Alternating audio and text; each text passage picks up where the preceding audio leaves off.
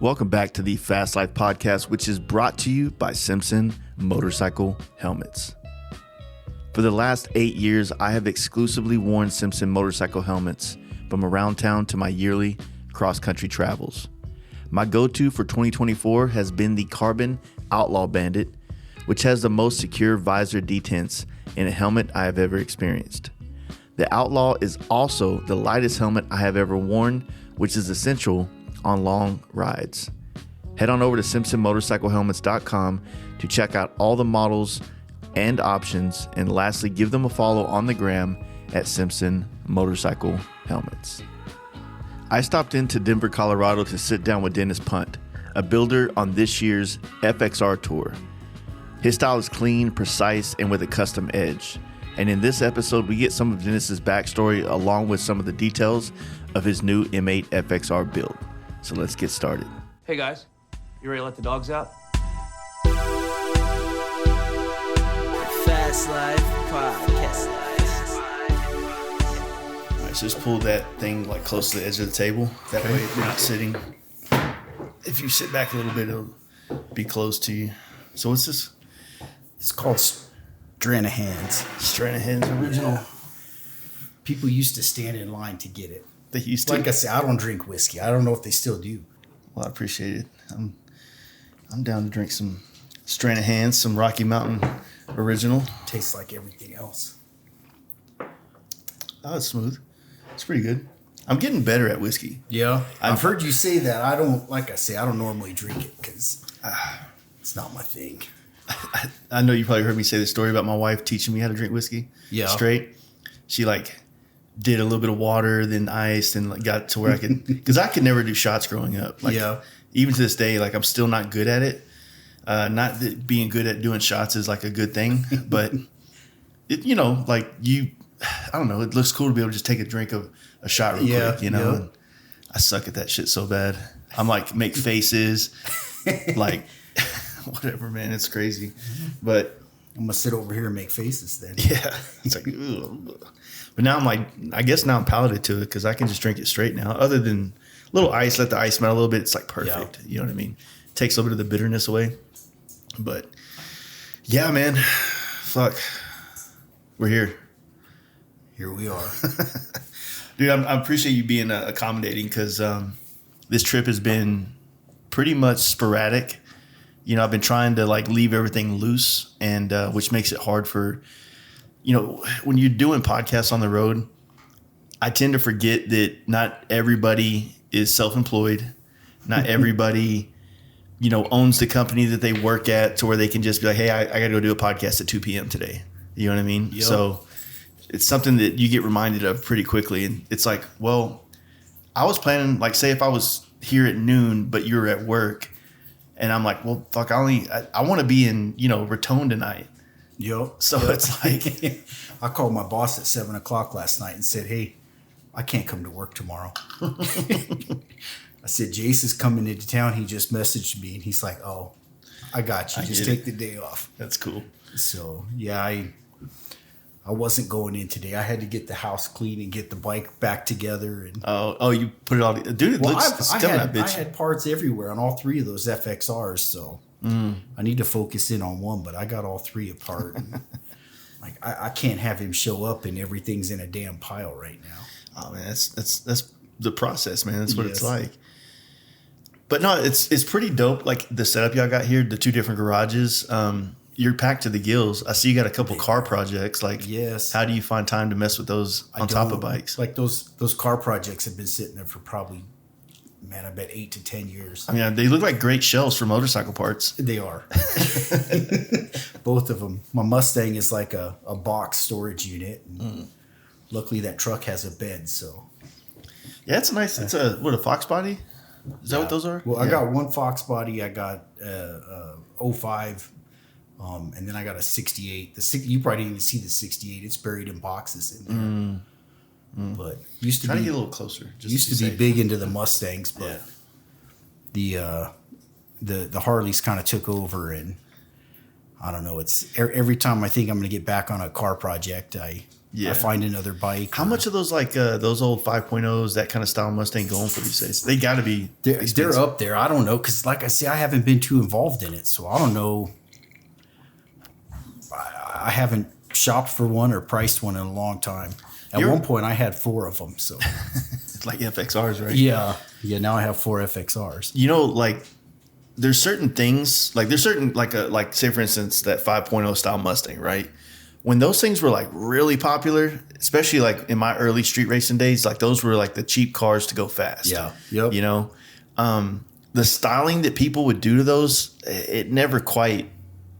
It was styling of those cars fit late 80s, early 90s, right? Yep. But now I've seen people kind of throw some modern styling to them. There is little some wide bodies happening. here and there. I tell you, most of the thing with cars, my opinion, I think other than like Volkswagens, yeah, I see them and everybody does the same thing. You know, you go to a car event and there's like 5 different wheels to choose from, and everybody's got the same wheels, and nobody does custom paint. Like it's one color. There's no modifications to anything. I think that's why I kind of moved away from cars. Yeah. Where the bikes, it's so easy to do, you know, any kind of crazy thing. And everybody's got their own different look and style, and you can do it so affordably. So, well, I could probably remember 5 or 6 different bikes that were built in different eras of my career. That once they hit the magazine or they popped off at Sturgis, they became like a new direction of styling, whether it was paint or like customizing. And I think that just happens in general because it goes back to like what Oliver from Cut Rate said a long time ago. It's like there's tastemakers, and then there's the people that get inspired by that, and then they kind of build off that.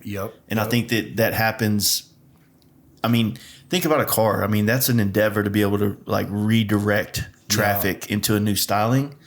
So you gotta take in some, you know, a lot of money, a lot of effort, a lot of time, man hours, and then you're gambling still. What if it doesn't really all come together like badass? You know? Yeah. When I tore my 68 down, that I felt like rushed to get done because it was at the height of, I can't remember what the TV show was called, but there were all kinds of shows where they were like resto-modding old cars, and I felt like, man, I got to get this done before it goes away. Yeah. Before I miss and I have missed my opportunity, but it felt like such a rush to get it done. Where a bike, you know, you can turn it in 6 months. Like one guy can do that. A shop can do it in a few weeks. That's been the hardest part with me about getting into cars as well. Like I appreciate them, and every once in a while, man, I get this itch. Like that would be sick to have that. Yeah. But you take apart a car in a shop, as you know, you have no more shop. No, you have car storage. Yep. And the bike thing is, you know, it's relatively, you know, affordable compared to a car. Yes. You know. Also, the older you get, your taste gets a little bit more defined, or whatever you would say. And so, like, what you would do to your car when you're 20 versus what you would do to your car now, totally different tax brackets. Yeah, no kidding.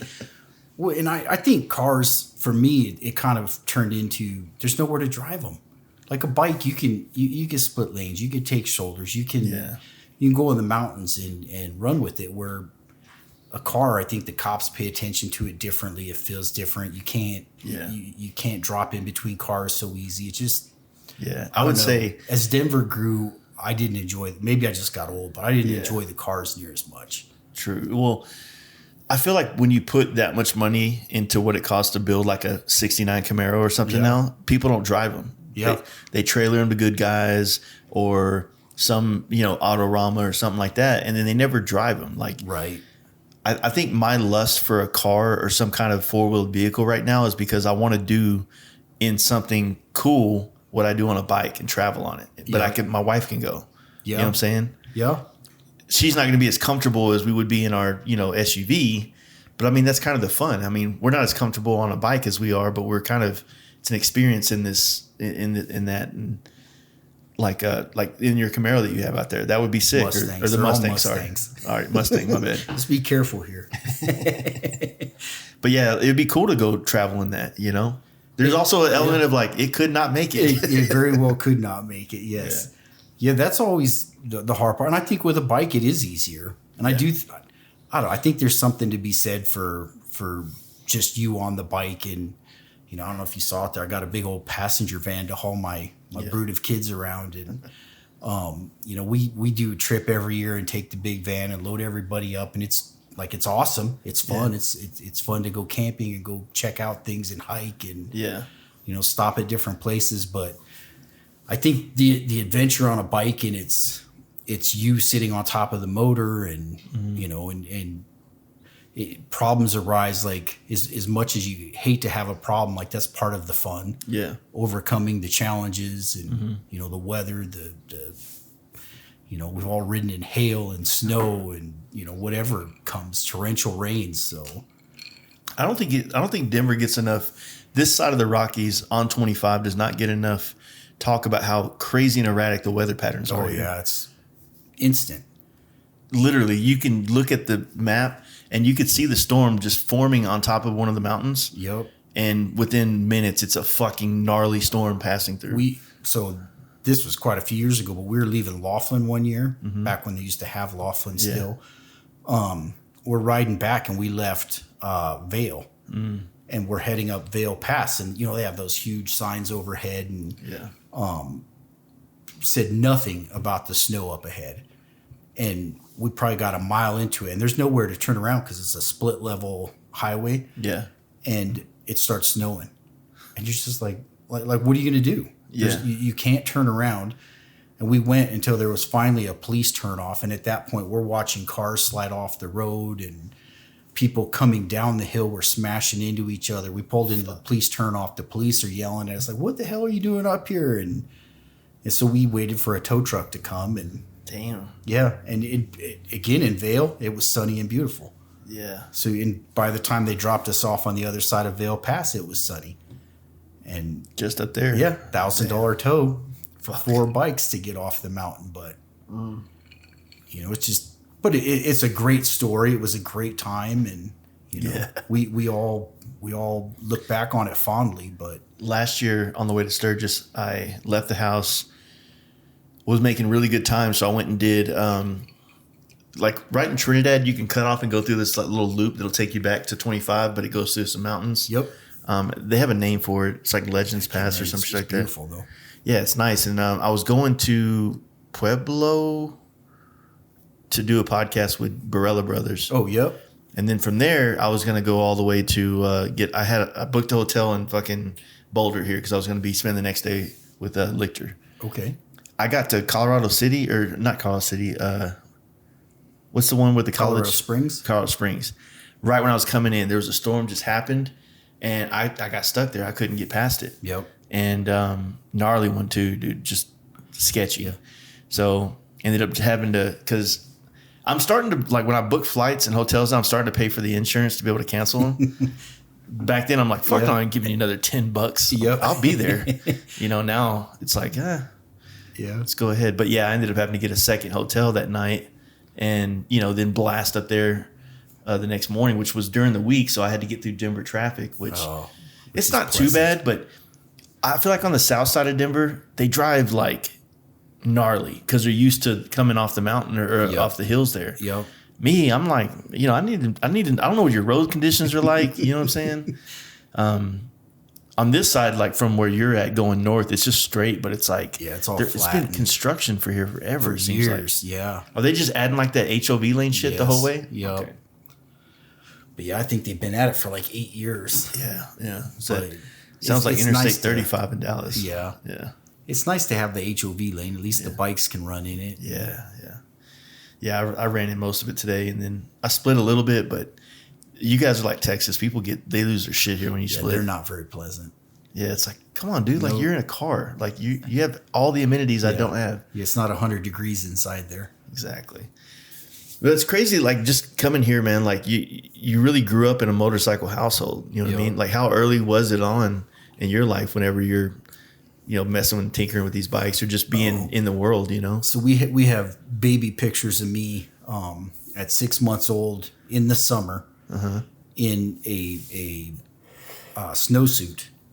Shoved in between my parents. So my dad's driving the bike. My mom's holding me behind him, and I'm in a snowsuit in June or July with a little I still have the helmet, but with the helmet on that didn't fit. And, riding my dad's XS 650. So yeah, from day one we were riding. And Did your dad grow up in motorcycles as well too? Or no, he grew up on a farm, so he had horses. He tells a story about his dad convincing him that if he sold his last horse, he could buy a bike, and bought a little step through Honda.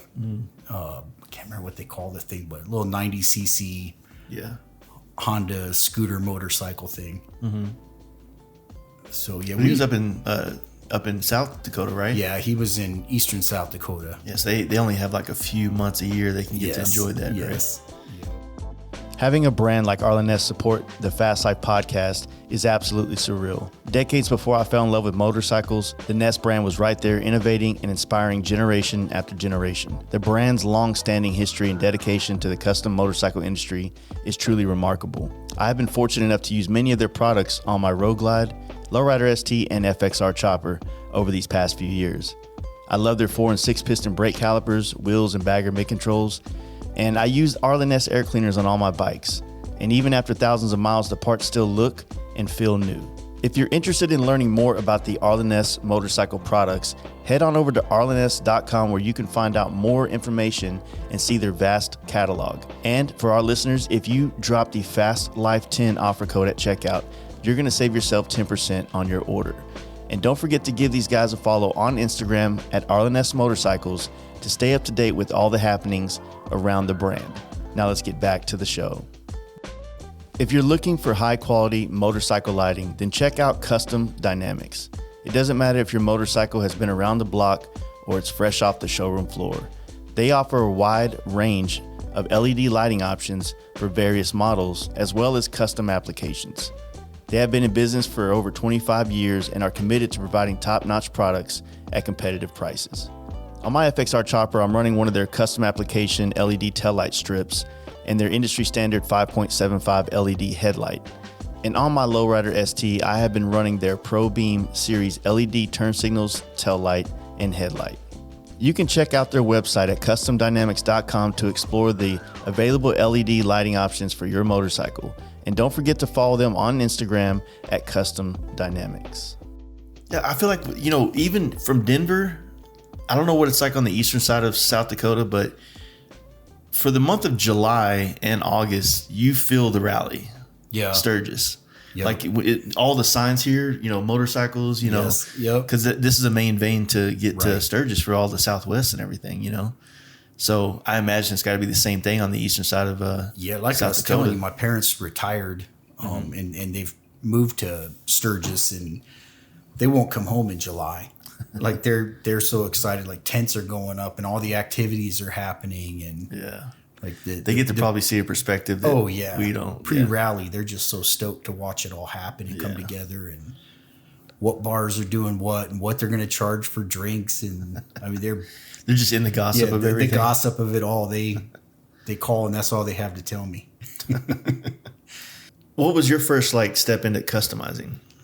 Well, so learning to ride, one day I come home from work and my dad's like, "Hey, why don't you take my bike out for a ride?" I don't know how to ride. I'm like, "You didn't buy me dirt bikes growing up." Like, he's like, "Here's the clutch, the brake." And he sent me off on his shovel head. Like, you hop on it and just ride up the street and around the neighborhood. Yeah. And I come back and he's like, "Come back tomorrow night. We'll go for a ride." So the next night we're out on the highway. I have no license, no permit. And first thing he does is hop on the highway and let's just do it and go see what you do. And so how John Wayne told him in the pool to learn. Yeah, that's how he was. This is how we're going to learn. And so then he's like, "Well, why don't you guys come to Sturgis with us this year?" So we rode up to the rally with him and had a great time. And then I bought that bike from him. And he's going to listen to this and kill me, but it was all gramped out. It was it was not my style. So I tore it down and I painted it and did some motor work and a whole bunch of stuff and customized it and rode it for a couple of years and then sold it and bought another one and customized it. And That's the way. What year was this? 96. 96. Yeah. That was at the. What was the height of the choppers? Yeah. What was the? It was the height, but it was kind of like the beginning. It was the beginning. Yep. Things were. Sturgis was growing. Yeah. The rallies, the whole thing. Yeah. That's the weird thing that I've had a lot of conversations, like Hans, talking about it this past weekend riding with him. He was talking about, the first time he went was 83. I think I was one, Yeah. And I wasn't even one yet. But like I went in 80. Oh, you did? Yeah, I was little. Yeah. I was like 6 years old, but I do remember walking down Main Street, and it wasn't like it is now where every store has some motorcycle relation to it. It was folding tables out front. So you'd walk past folding tables on Main Street, and the street wasn't filled. It was, I don't even remember if it was closed or not, but it wasn't like flooded with bikes. And my dad's been going since 72. Damn. So he talks about camping out at the city park. In the early days. And that's the shit. I mean, how do you, if you really think about it, like, how would you know if any event is at the beginning stages of what that event is becoming? You wouldn't. Like, what small event in some part of the country might be kicking off right now that has the potential to be that 100-year-old event in, 100 years, obviously. Yeah. Yep. Yeah. I don't know how you'd predict that. It probably takes money coming in for it to take off like that. Well, I mean, think about it. It went a long time without it. Yeah, I mean, fuck, like it's such a beautiful area. Yeah. You need it to be rural enough. It, yeah. Because, like, I mean, you went to Daytona this year, like, and I'm sure you've been other times. Like, it's not the same as Sturgis. No, it's not. No, it's too spread out. It's too spread out, but spread out amongst everyday people living their everyday lives. When you're in Sturgis, it's rally time. Without a doubt. And even when you go to fucking Rapid City, it still feels like it's rally time. Oh, yeah. That whole area is consumed by it. I said one year, we made the mistake of doing the back half of the rally the second week. Oh, yep. So from like dies off. Wednesday, like Tuesday to like Sunday, dude, by Friday night, all the locals were coming out of their basements and shit. Amateur night. Dude, it's like, what's going on, Yeah. I tell you, though, Daytona for me, just I accidentally ended up there one time. I was working and I was digging holes for signs out on a pool deck. Yeah. And it was right by the highway, and I'm watching all these bikes go by. And it's back when you could get magazines, and went back to my room that night, and I'm thinking, like, man, these guys get to ride all the time. Yeah. And I'm back in my room flipping through a magazine, and I see an ad for Daytona. I'm like, oh, that's right now. So I switched my hotel room, and I got to stay a couple nights and go check. I wasn't on a bike, but this time we rode there. And for me, it was pretty awesome just to, I feel like at Sturgis, a lot of the bikes are bikes I've seen before or builders I've seen before. And it's starts to feel like a lot more of the same. Mm-hmm. Daytona felt like a whole nother look to me. I really enjoyed it. It wasn't what I expected. That's a good perspective, because I feel like, you being here in Colorado mountains, it is kind of closer to home. So you feel like that's much more of that, and that's new over there. It was. Which I'm pretty sure a lot of the East Coast dudes probably feel that about Sturgis too. Yeah, I would think so. Yeah, it was great. The shows and stuff we went to and hanging out on Main Street and watching bikes go by, it's just a whole different feel. I think my problem with it has been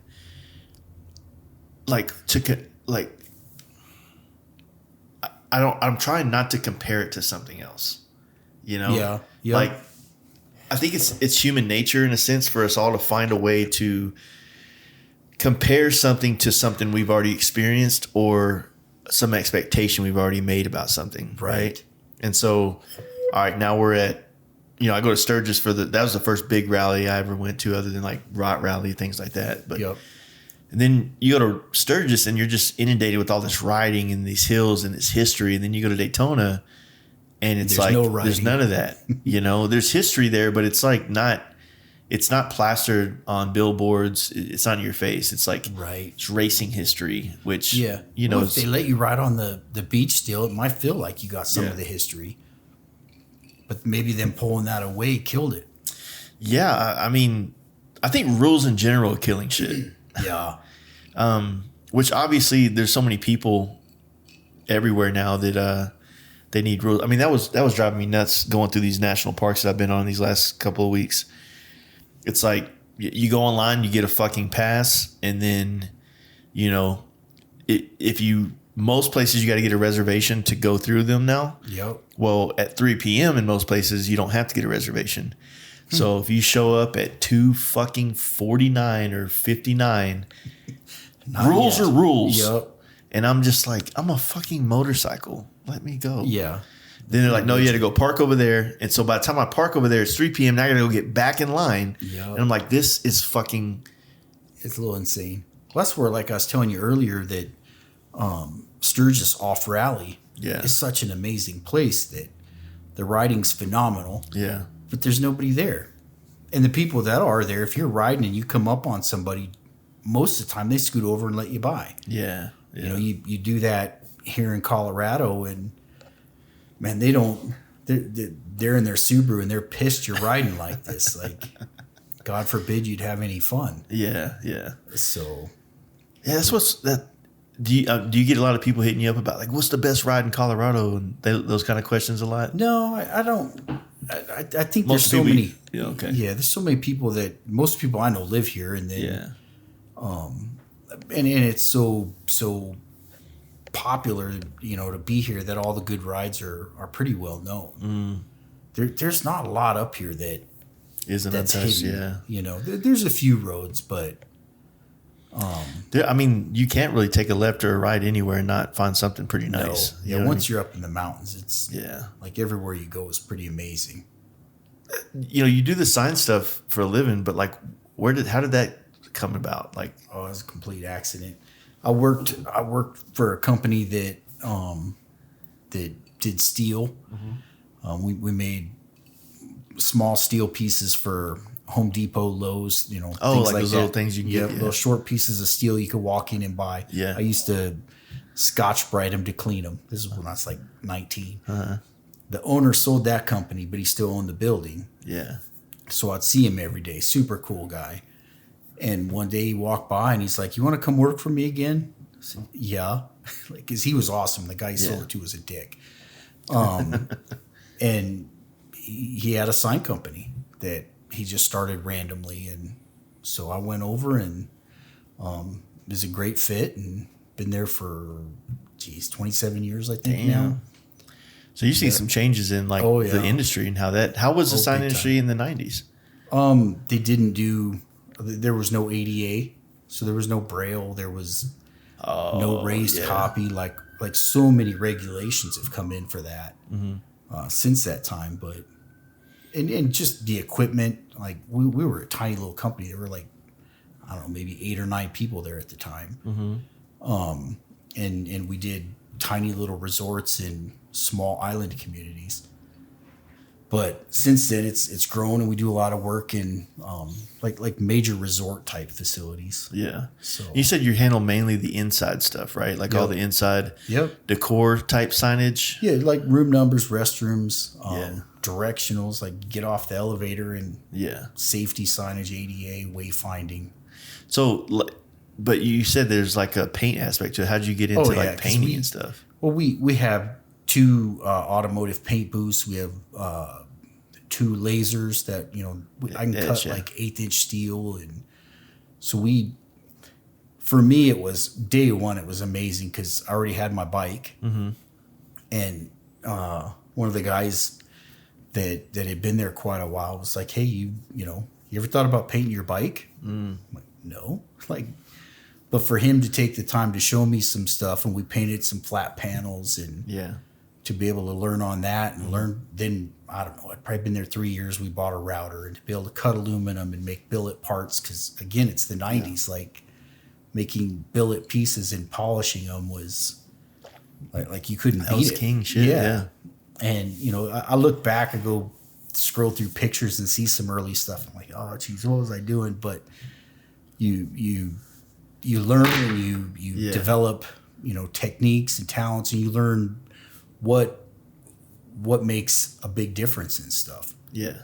What drives the visual to what becomes important with that. Yeah. What are the things people are going to see? What's going to add value to that?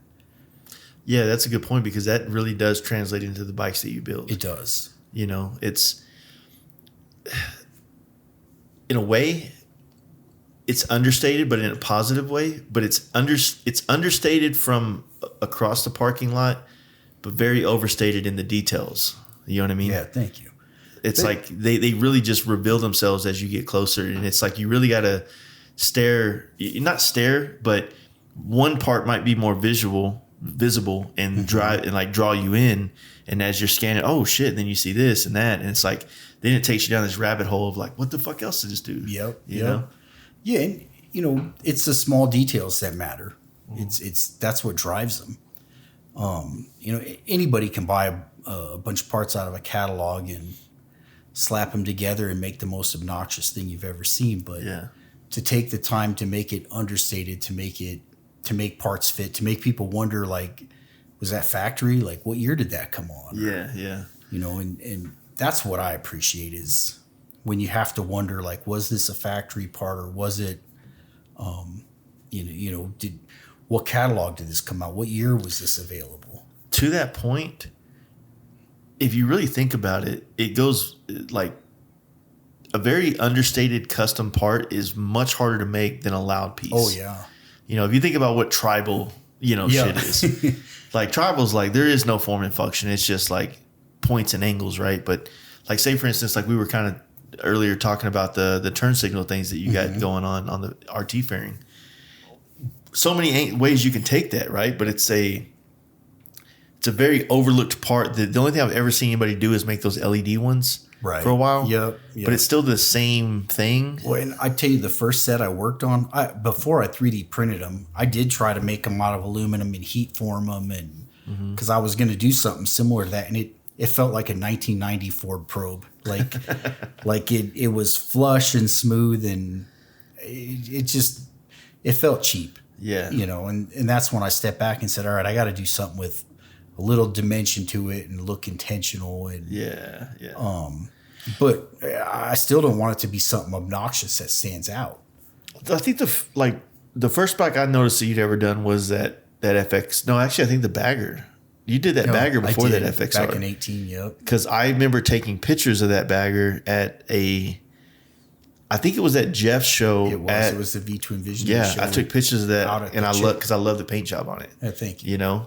And because of all the baggers at the time, most of the paint jobs were obviously in the panel era or like genre, and so finding something that kind of had that racy CVO look, I was drawn to that. And I would say it probably influenced me on some of the styling that I've had since, because I was in the early days of the bagger paint for performance motorcycles. It was easy to flake it out, shape it out, send it down the road. But then finding angles, like the way the bag is, how it goes up, and then you had the eagle on the bag. Like those things were those little Harley insignias here and there, insignias or whatever. Yeah, till they sue me. Yeah, fuck them. I don't mean that, Harley. Yeah.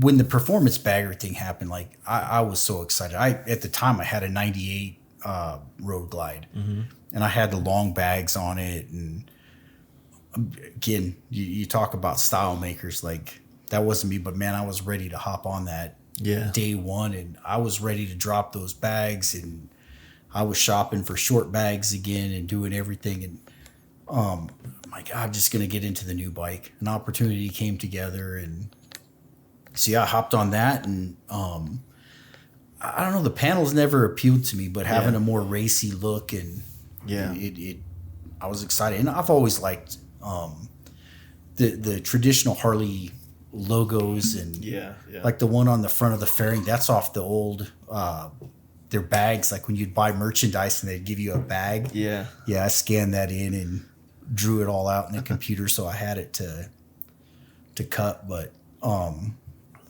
it just, I don't know. So what was the first performance bagger that really caught your eye? Oh man, I don't know.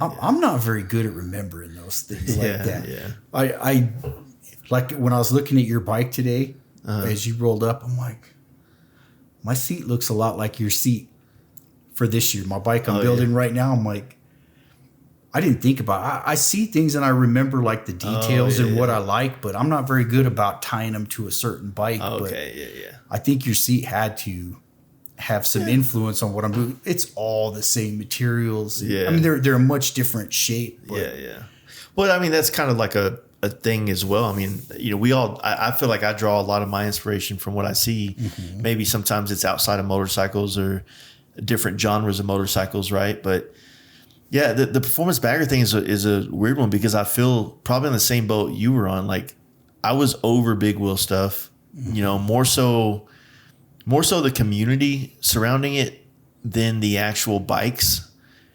But I never got into the crazy shit. Like, might sound crazy to listeners here, but the 26 was the biggest wheel I would put on a bike for myself, and I rode them across country. Mm-hmm. The longest bags I would do would be like a little over 4-inch because I felt like it had a good balance. Yep. But man, it just after a while, I started feeling like it was too much attention. Like when you customize a bike, like it's inherent that you want some kind of attention towards it, right? Sure.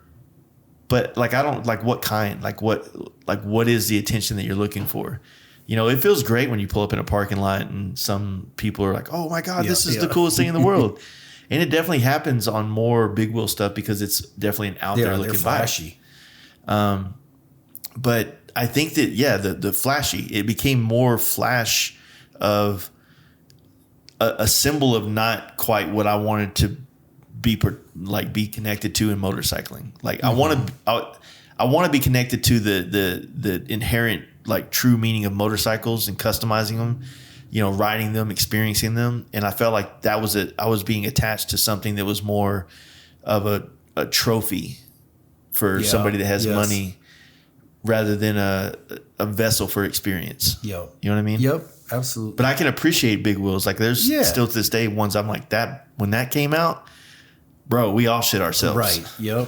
Simultaneously. Blah, blah, blah. Everybody shit It's themselves. like lowriders. I don't want to own a lowrider. Like I'm nowhere near going to own a lowrider, but to see the effort that goes into the engraving, the gold plating, the crazy paint jobs, like the velvet interior that may get hydraulic fluid sprayed on it. Like they're amazing. The work is incredible, but I don't want to own it. Yeah. But I sure like to see it and, see somebody else build it. Yeah, that's a good point. That it's good to exist. Even last year, like Rennie's bike, mm-hmm. I've made jokes for ever since I bought my first FXR. First one I bought had a Springer front end on it. Mm. And like I'm looking at it going, who puts a Springer front end on an FXR? Like it's supposed to be a handling bike and you put the worst front end you could come up with on it, and slammed the rear end down. Like it made no sense. And so I laughed as I'm selling it at a swap meet that, I'm putting this FXR back to something like it's supposed to be. But when Rennie's telling everybody what he's going to do, I'm thinking, this makes no sense. And you're going to show up at a show with this? But then he gets there and it works, I don't know if it handled well, but it looks cool. It fit the show aspect of it. You know what was a turnoff in sport bikes customizing them? Is that everybody would say, well, you can't ride that. Like, I rode it here. Yeah, it's got here. Maybe I didn't ride it the way you ride bikes. Right. And that's kind of the thing. That's kind of what I love about Rennie's bike. And that's kind of why part of me wants to play with some FXRs outside of air quotes performance. Mm-hmm. Yeah, back in the day. I mean, look at how many of them were rigged out. Well, even Metal Arts and Innovation. He's raking and stretching that thing. It's like a 90s bike. I'm sure he'll update it a great deal, but it's vintage. Yeah. In a lot of ways. And yet I think he'll bring in a lot of modern touches to it. That's what I feel like is I'm excited to see his bike. That's what we need though. We need like we need like a callback to the other stuff, but with like just a new twist to it. Yeah. I love ducktail rear fenders. You know how unpopular those things are? Yeah, they're pretty. Not on a Softail though. Ah, man. Yeah, sticking honestly, on a Softail, I'm happy. If anybody has one, I'm looking for an FXR ducktail rear fender with some natural patina in black with the red pinstripe. Black with the red. You're pretty specific there. Because I don't want to paint it. That 84 I have, this guy apes on it. I want to put a ducktail rear fender on there. But I want to find one that kind of has a matching patina, you know? Yep. And I got 2 of them with a long rear fender. Yeah. I buy a lot of ugly FXRs. I'm kind of addicted right now, to be honest with you. Yeah, I get it. How many do you have? Just 3? 4. 4? Well, with the wide tire one, I have 4. Yeah. I have 3 true FXRs and 1 custom framed one. What's the first, like, when did you first like get into the FXR? You know what? The FXR show that you brought your gold bike to, if you, they've used the picture of your bike a lot of times in advertising the FXR show. Mm-hmm. I was parked right next to you. For real? Yeah. There's a RT fairing right next to your bike. It's black and maroon. Which picture did they use? The one that has my Samuel Jackson helmet hanging off of it? Yeah. Okay. Yep. My bike is literally right next to your bike. That's crazy. I remember watching your bike get built, and I was pretty happy with my bike, but I rolled in there. I'm like, oh, I can't believe they parked me next to him. I didn't even know who you were at the time. Yeah. But I knew the bike because I had seen it on Instagram come in, and that was I knew that was going to be a hit. And well, you know, when I built that bike, I built kind of what I wanted, but it wasn't I was building off something that I'd seen that I wanted my version of that. Mm-hmm. I loved the bike that Schultz had did for Unknown. Yep. I wanted to kind of play on that and do my own thing. I hated panel paint jobs, and that was my version of doing a panel paint job. But if you were to take that bike and put it next to what most people do panels, there's so much more intricacies on that thing. But the average person doesn't look that deep into stuff. Flowed so much more. I busted ass. You look inside the fairing, it had panels. Inside the lowers, it had panels. Like it was a good bike. But at that time, I'd already ridden it to San Francisco, born free, home. I kept having problems with that exhaust breaking. Yeah. But you know that in the magazine world, they didn't want to run it. They literally told me, "Well, we don't want to put any more panel paint jobs in magazines." And I'm like, all right, well, I guess I'll go fuck myself. 2017, sorry. Huh. And so, but I mean, to me, it's like that bike, you know, it's kind of similar to this bike now. It's like that FXR kind of, the desire to build it, what I did on it, and how it was perceived, like changed my life, my career. Mm-hmm. And it's kind of happening again on this bike. Like that FXR set the tone for the last 7 years of my life. And I think this FXR is setting the next know, tone, if you will. Yeah, sure. You know, my FXR that year, I had a Buell Ulysses front end on it, Buell wheels. Like, so I had the 180 rear, the 17-inch front. Like, I was ahead of my time. Now they're copying me. Well, I mean, what made you go that far? But like you don't just fall into something like that. Like, how'd you get into the FXR game like that? Like doing that, wanting to do it that way. Well, just it came in as like this is the performance option, and it was something I bought it for dirt cheap. Again, it had a Springer front end. Oh, okay, that was it was hideous. But to pick it up, and then I've had Buells forever. I love Buells, and I mean the performance aspect of those is incredible. And so to move some of that into the big twin and put it on an FXR was, I don't know. That thing had a 120. Well, you had an Ultima motor in yours too. Yeah, 113. Yeah, I had a 127 in that bike. You know what's crazy about that year? So you mentioned Danny D earlier. That was the year that he finished that 143 motor. Yep. That was also the year that Trask came out with that fucking turbo 143. That thing was gnarly. I know, it was a good year for that show. Yeah, and then I think the guy that won the show was this Bennett's Performance or something like that out of. Oh yeah, that bike was sick. That was nice. I don't know what happened to that guy. Yeah, I guess so. I haven't even thought about it. But he was like fucking showing out every year. Had another sick FXR, innovative stuff. You know what I mean?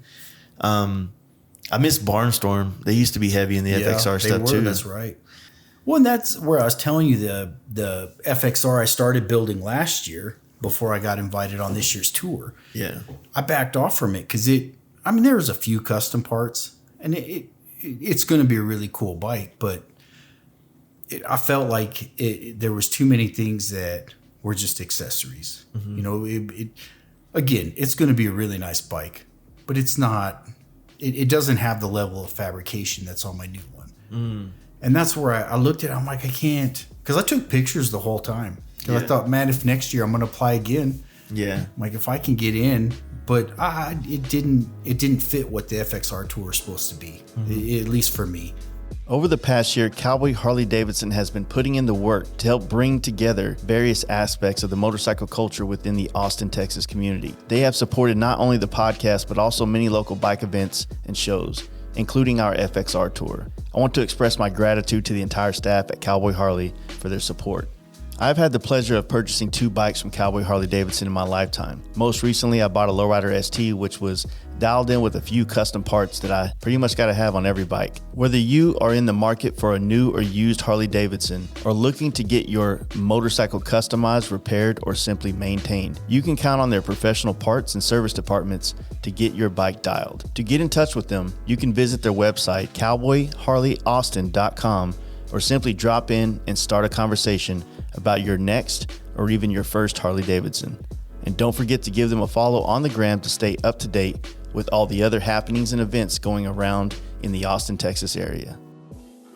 I have been using Lexin Moto products for the past 6 years, and they have been an integral part of my riding experience. My journey with them started with their original FT4 headset and tire pump, but now I've upgraded to their top-of-the-line Novus headset, which features 40mm Lexin Plus speakers, CVC and DSP noise cancellation technology. With the Mesh 3.0 power technology behind it, I can connect with up to 32 riders on any given ride. Their new P5 Advanced Smart Tire Pump is a must-have for every biker. I always keep one in my garage, and it comes in handy during long trips if my phone battery or tire pressure is low. For more information on these fantastic products, check out their website, lexin-moto.com, and don't forget to use the offer code FASTLIFE at checkout to save you 15% on your order. And lastly, head on over to Instagram and give these guys a follow at Lexin Moto. And so I had to start all over. And I don't know, just like you say, there's more than just bolting accessories on. It's easy to be. The other bike in my second garage, that's really not my garage, but that's up on the lift with no motor in it. That's all it's going to be. It's going to have a nice paint job, a cool seat, and some handlebars, and that's what I'm saying, and some tall shocks. I feel like a few of them are bringing some pretty cool stuff. Both guys at Clean Moto, I mean, they're building unique stuff. Mike at Nine Finger. Oh, dude, I was joking with him on the chat the other night that he broke my Instagram. When he posted him chopping that thing in half. Yeah, I'm like, ba-ding, ba-ding, ba-ding, all night. My phone's going off. And all it is people commenting on that thing. But that's exactly what you need. Yeah, you need that level of engagement. And his fabrication's phenomenal. Chuck is doing some cool shit. Chuck's like Rennie from last year. Yeah. Like if Chuck would have sat down and described to you what he's going to do. Yeah. Like, oh, Chuck, you're blowing it. Yeah. And then the first time I met him, I don't remember what he had posted. He had a few things. He had his soft tail motor. Sorry, Chuck. Soft tail motor in his frame. And I'm like, you bought the wrong fucking motor. Yeah. He's like, oh, I already had it. And as he's telling me what he's going to do, I'm thinking, man, this guy's fucking up. This isn't what you do for an FXR. Yeah. But it kind of looks pretty cool. Yeah. And the work, I went and saw him. The work's great. Mm-hmm. His fabrication's excellent. You can't doubt that. So I'm pretty excited to see his bike. That's the point of this kind of build off, or this tour is always been to get outside the box. Yeah. Because they're doing it. When you get outside the box that you've either customized in, hung out in, whatever, man, it's so freeing when you get out of it. and you stop looking at it like, oh, I can't do that. That doesn't fit on this type of bike. Well, anything goes. It's up to you to pull it together. Rennie pulled it together. You know, it all just it's one of those things that you have to find your way to do it. You know, I need some more ice too. What made you want to be a part of the tour last year when you reached out? Because I didn't know. I knew your bikes. I didn't know you. Right. Then when I found out, like through I think I'm pretty Corey, low key. Yeah. I was like, that's who that is? I'm like, I fucking love those bikes. And I was like, dude, I feel bad. Well, at the time, Smoke and Mirrors, the way your bikes look, I didn't think you were a garage guy. Oh, completely a garage guy. Yeah. I was sad last year when you guys didn't pick me. And I get it. Yeah. But and Ashley was phenomenal. Like I can't fault him at all. But I don't know, because for me, I'm a garage guy 100%. Like I was telling you earlier, I have no desire to be in the motorcycle industry. This is where I go to release the stress. Yeah. You know, if I'm grumpy, my wife's asked me, you need to go to the garage, like go on out there, get out of here. But it's so like I don't know, to me they're like the invited builder's awesome. But the garage builder kind of like that's a badge of honor to me, you know. And you know, I was telling you earlier, I paint them, I fabricate, I try to do everything I can on my own. I'm definitely not the best at any of them. Yeah, and I make it work sometimes, and sometimes I do stuff and I fail. You know, if the FXR Tour official page ever comes out, they're supposed to be putting a video together. I'm pounding out a front fender because they asked us to send some videos. That front fender is like in the trash. It did not work. You know, Joe, man, I can't remember his last name, Melky, or I probably butchered that. Pretty close to that. Sorry, Joe. I went to one of his metal shaping classes. One of the best things he said is like, if it's going bad, pitch it. Like I got close. I had a lot of work into it. Probably was overexcited to start with too thick of steel. And my planishing hammer snapped the head off because I had tightened it too much. I was trying to make it work faster. Snapped, punched a hole through my fender. I'm like, it went in the trash. So I need my wheel to show up, and I probably should have waited. I got it. They wanted video, so I was trying to hurry and get some cool stuff in there. And I'll build a new front fender later. But I don't know. I last year I was pretty excited. The guys building it, obviously the lineup you guys had picked was pretty exceptional. So I was excited to be part of that. Yeah. Honestly, I kind of after that had decided, this year I'm not going to build one. And then when Corey hit me up, I wasn't going to say no. So yeah, it was, you know, you probably heard me say it before, but last year's, as Justin and I were trying to piece together like builders, we honestly didn't think everybody was going to be down. Sure. And so when we kind of, you know, FXR Mike helped me find a few people that had builds that he knew of in like in the works. You know, and I also wanted to like spread it out across America because, you know, like bike stuff can be very, you know, central. It's regional. Yeah, it's regional.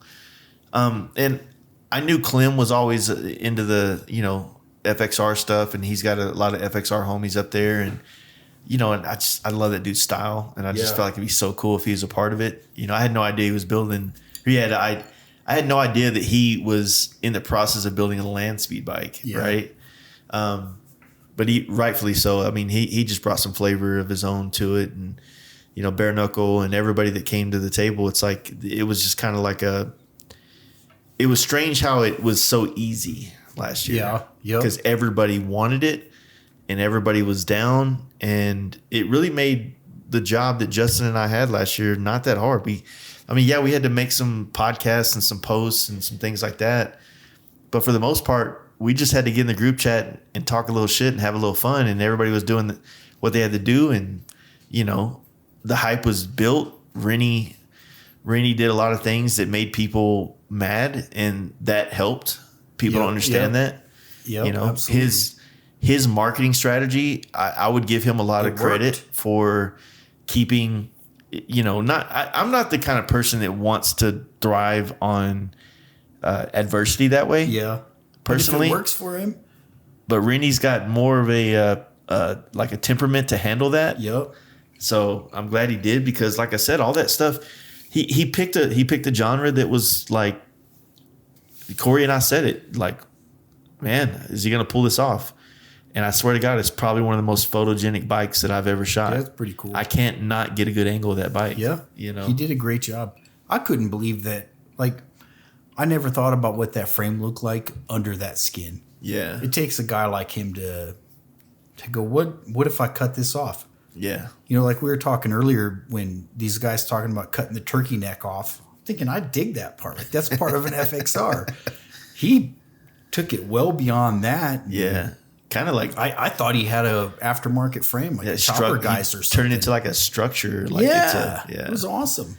The other bike that I didn't know that I was going to love as much, but riding next to it, was Heath Painters.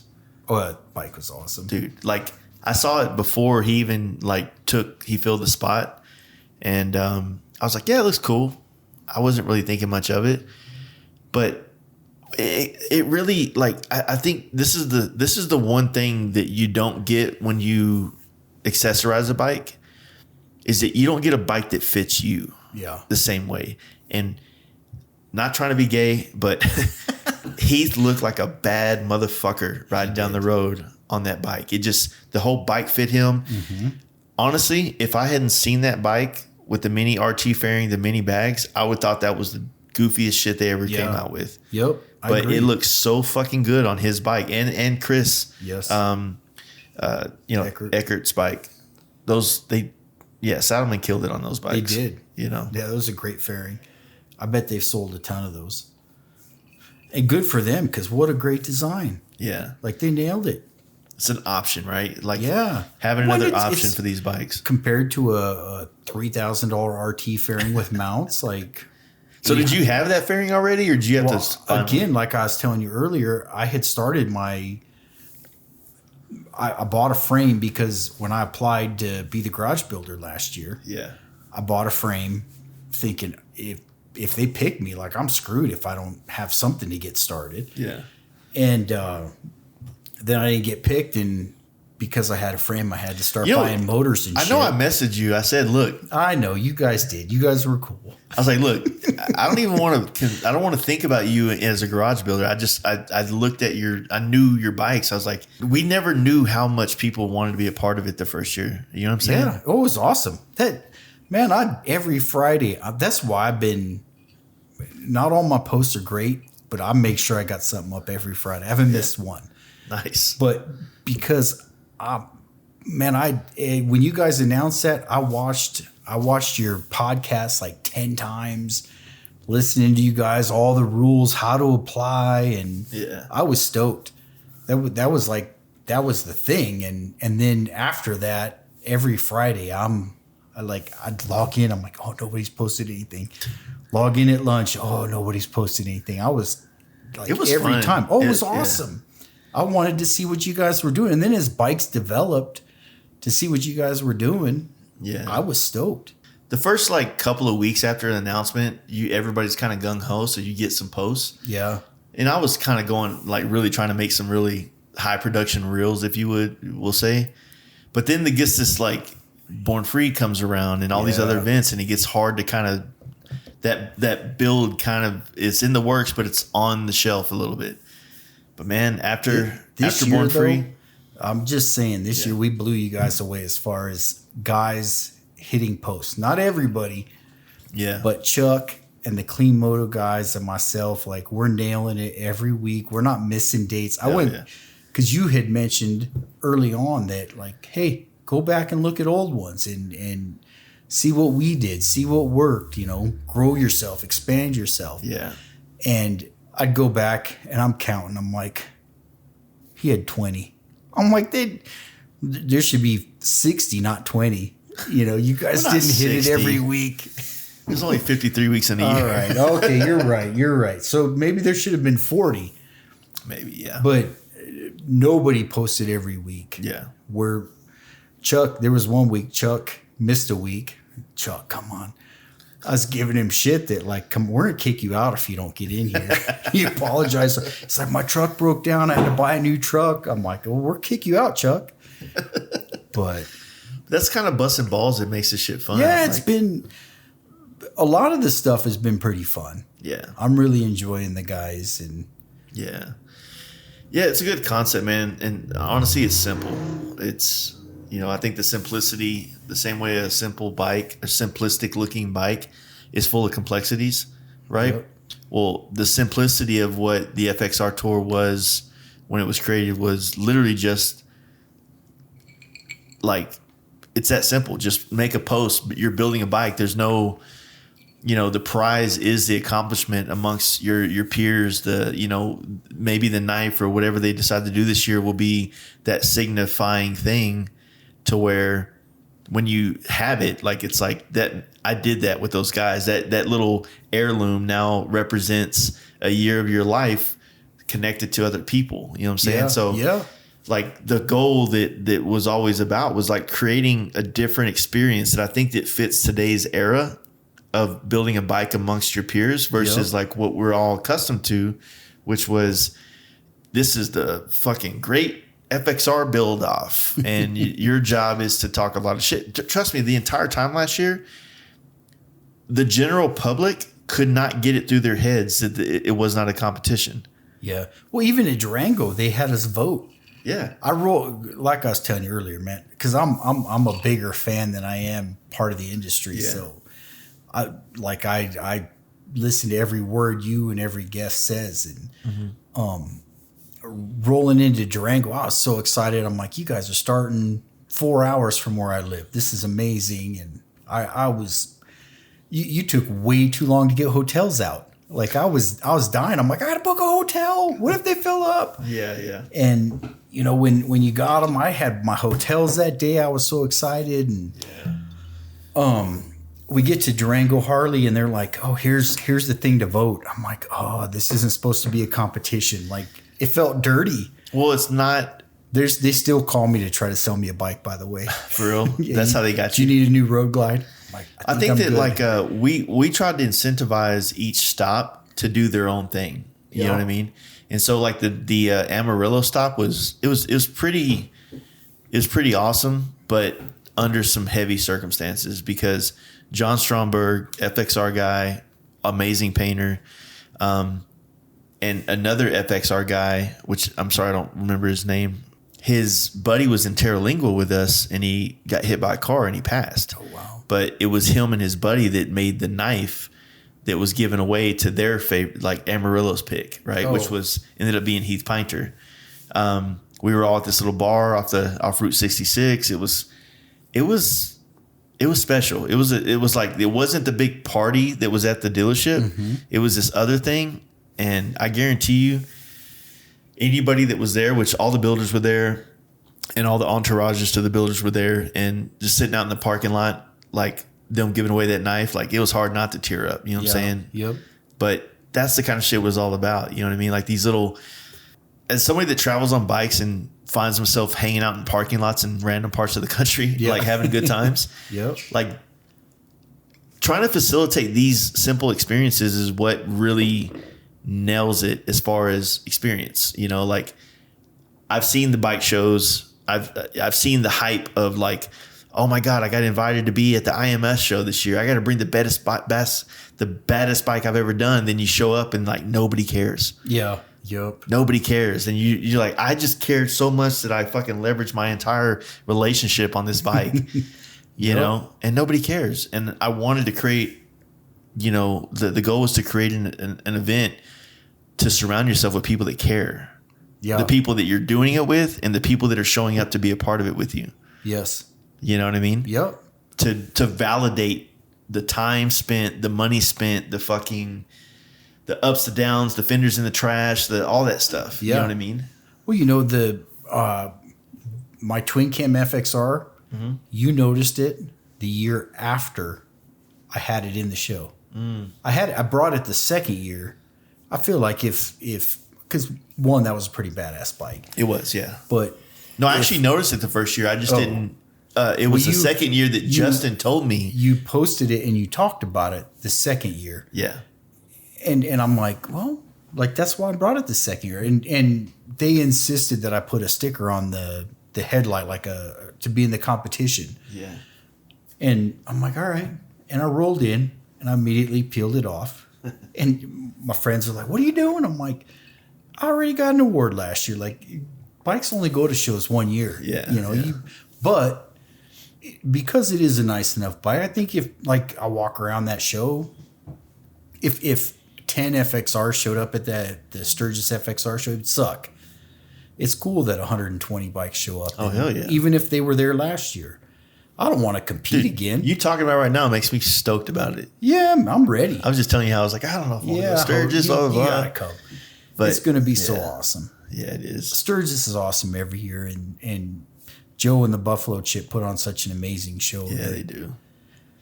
It's fun to see everybody, and I mean that's literally for me. And I don't talk to anybody. Yeah, for you, you talk to everybody. You know all. No, I don't know everybody, man. But, like it's a dude. I don't know. I don't even want to get into that. It's weird. It's when I'm at that FXR show, like I'm looking at that as an opportunity to meet people I haven't like got a connection with. I mean, I met Al Emerson, is like one of my favorite builders at there.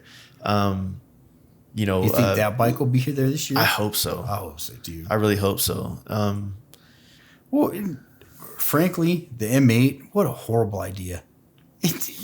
I'm building one. I built that twin cam. Like I said, I started that last year.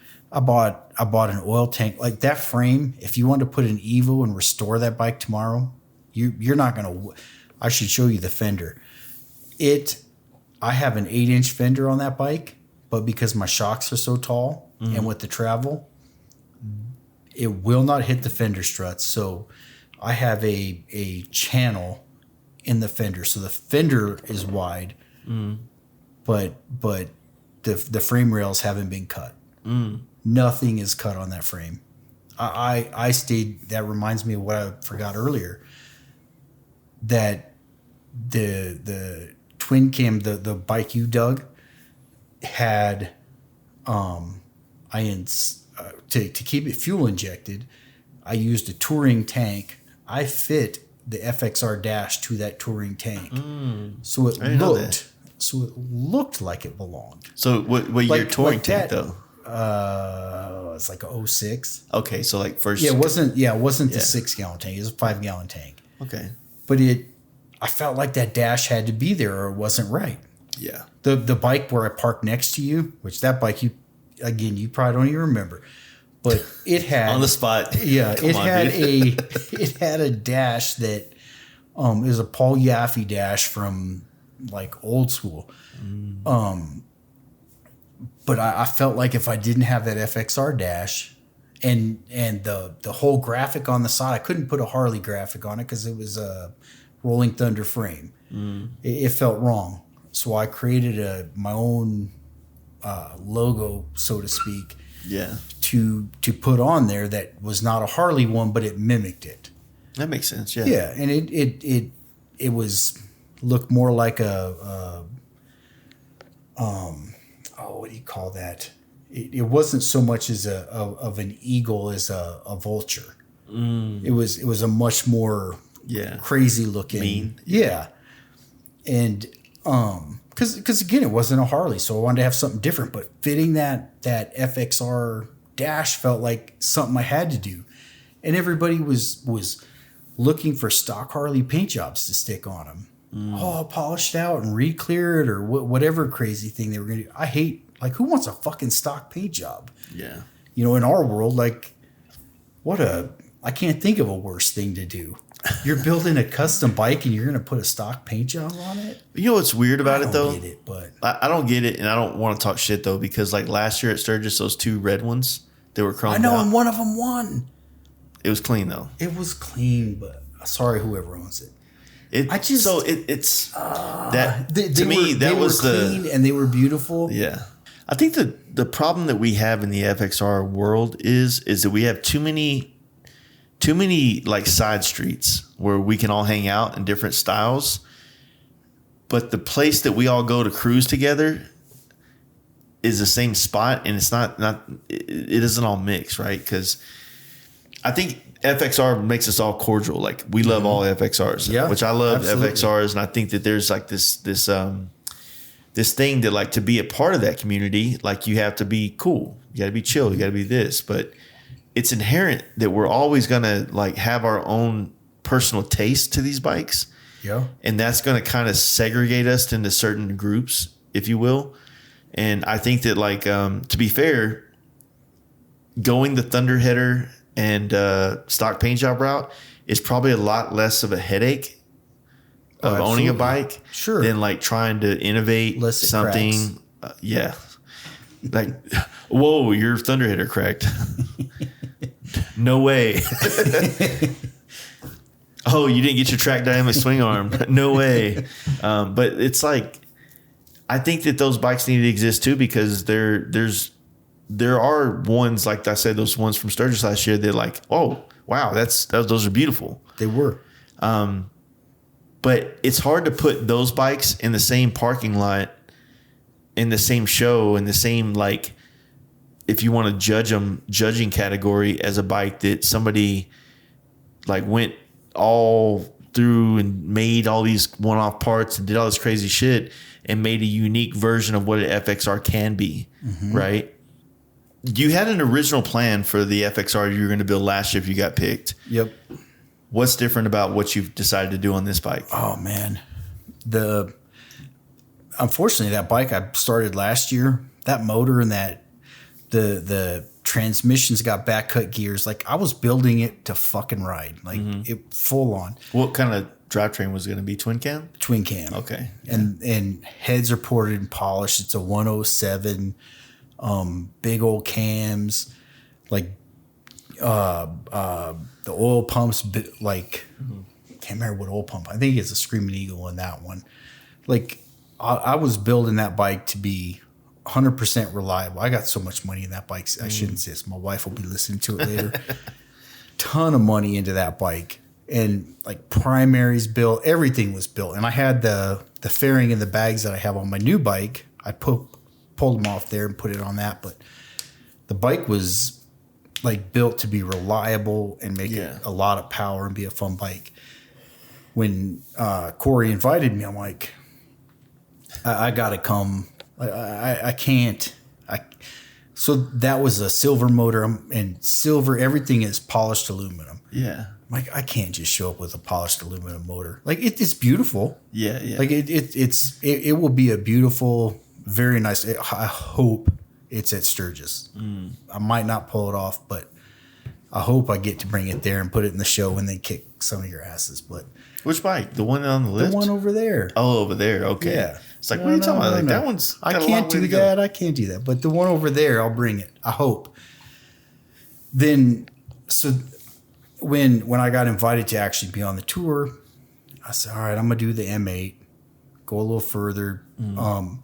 So really the only thing that changed, kind of the same plan, just take a little further. And then as like Clean Moto posted a few things, I'm like, oh, I got to bring this. And then Metal Arts and Innovation posted a few things. I'm like, oh, like that's what drives it. When each guy posts something new and cooler. And again, like Chuck taking a whole different approach. His rear fender. I love that rear fender. It's exceptional. Yeah. He posted that. I'm like, oh, my rear fender's pretty plain. I got to do something different here. Like it drives you to do, because my fender was done. Like, I got to go somewhere else and go one step further. Like, exactly. Yeah. Each time those guys posted something, and Chris Eckert, when he's like, I'm putting all race parts on it. I don't know if he's bullshitting us or not, but man, you got fucking Screaming Eagle Harley fucking swing arm on it. I know, like, well, but back when he was alluding to that before he posted it, and I'm like, it's not a competition, but I don't want to look like a schlub there. So every time somebody posts something awesome, like, I'm ready to go. It pushes me to do something one step further. So that's the whole point of it. I know. And that's where I wish it's like more of them would jump on it. Like, healthy competition is what drives you to go outside of the box. Look, there's a box of a bike that you want to build. There's a box of what you think you're capable of building, and the point of this is to expand on those boundaries, if you will. Yeah. You know what I'm saying? Yeah, no, I know exactly what you feel, man, because it gets to that point where you like, oh fuck, like I thought all I had to do was focus on the motor, but no, it's like it's every little aspect, the rear fender, the front fender, who thought somebody would change an FXR rear fender? And well, you did last year. Well, that was the point. That's the reason why I did, and me and Corey, beat it home with that comment that like every FXR chopper that we saw, other than Al Emerson's, had a stock rear fender on the back. Yeah. I wonder what 9-finger Mike's going to do. That's why I'm interested. I think he said he was doing a stock sized rear tire. I don't know if he said about the fender. Yeah. Mike, do something cool. Yeah. Well, I hope he does. That bike is, again, not my style, but holy shit. I'm going to tell you what. He's going to blow it up.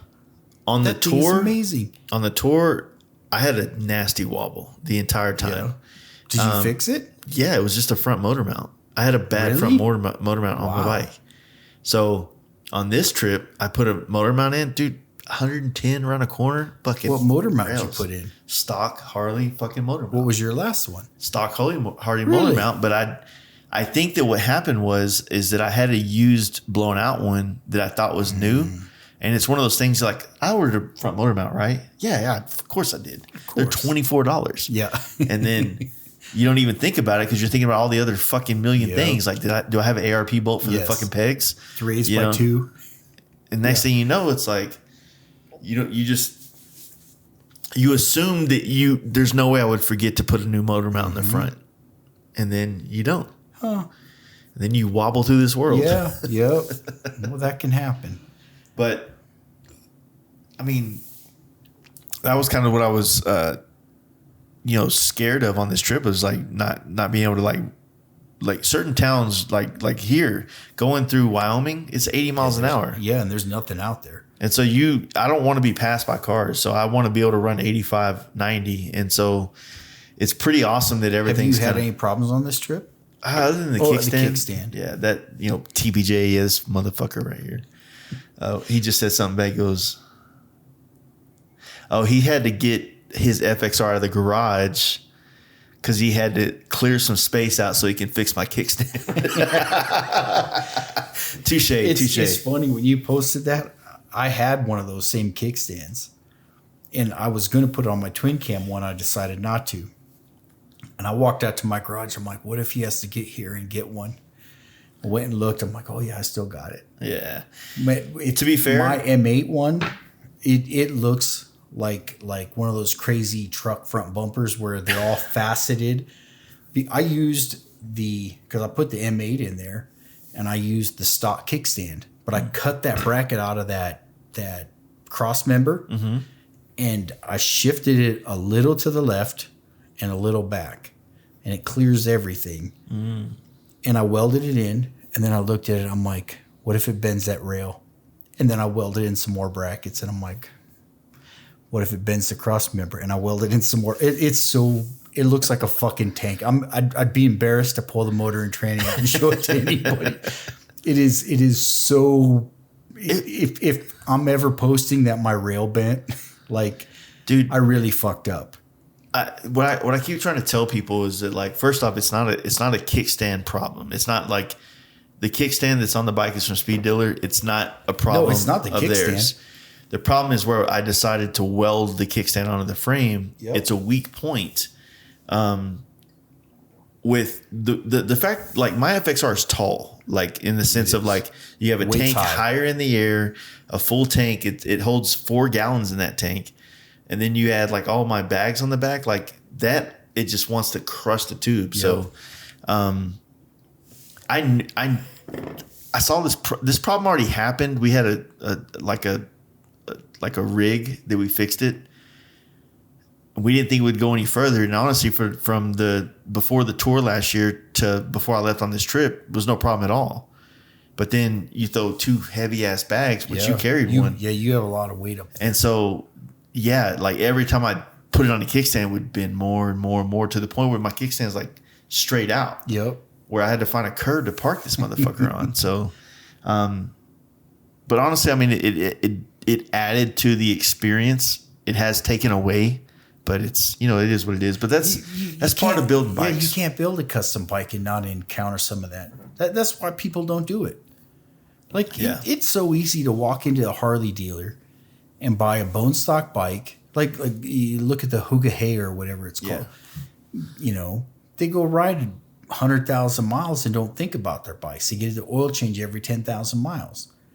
That they didn't do anything to it other than add extra lights and somewhere to put their water. Yeah, and the gas tank. Yeah. That's not what we're doing. We're building cool shit. It's visually awesome, and hopefully you ride it across country like you're doing. Yeah. That's what we want to do. When you customize a bike and you add the element of riding it somewhere, it adds another layer of what works and doesn't work. And to be honest with you, I've only, to the level of this FXR, I've only done one other bike to this level. So my experience of building a bike to this level and knowing how to cross all those T's and dot those I's, it's not there yet. Yeah. Well, your kickstand will never twist again. Yeah. Well, the good thing is, if I had to throw a little shit talk angle into this, every fucking dude and their mom who thinks they're a badass bike builder who have never built a bike and ridden it anywhere. Not saying you haven't ridden anywhere.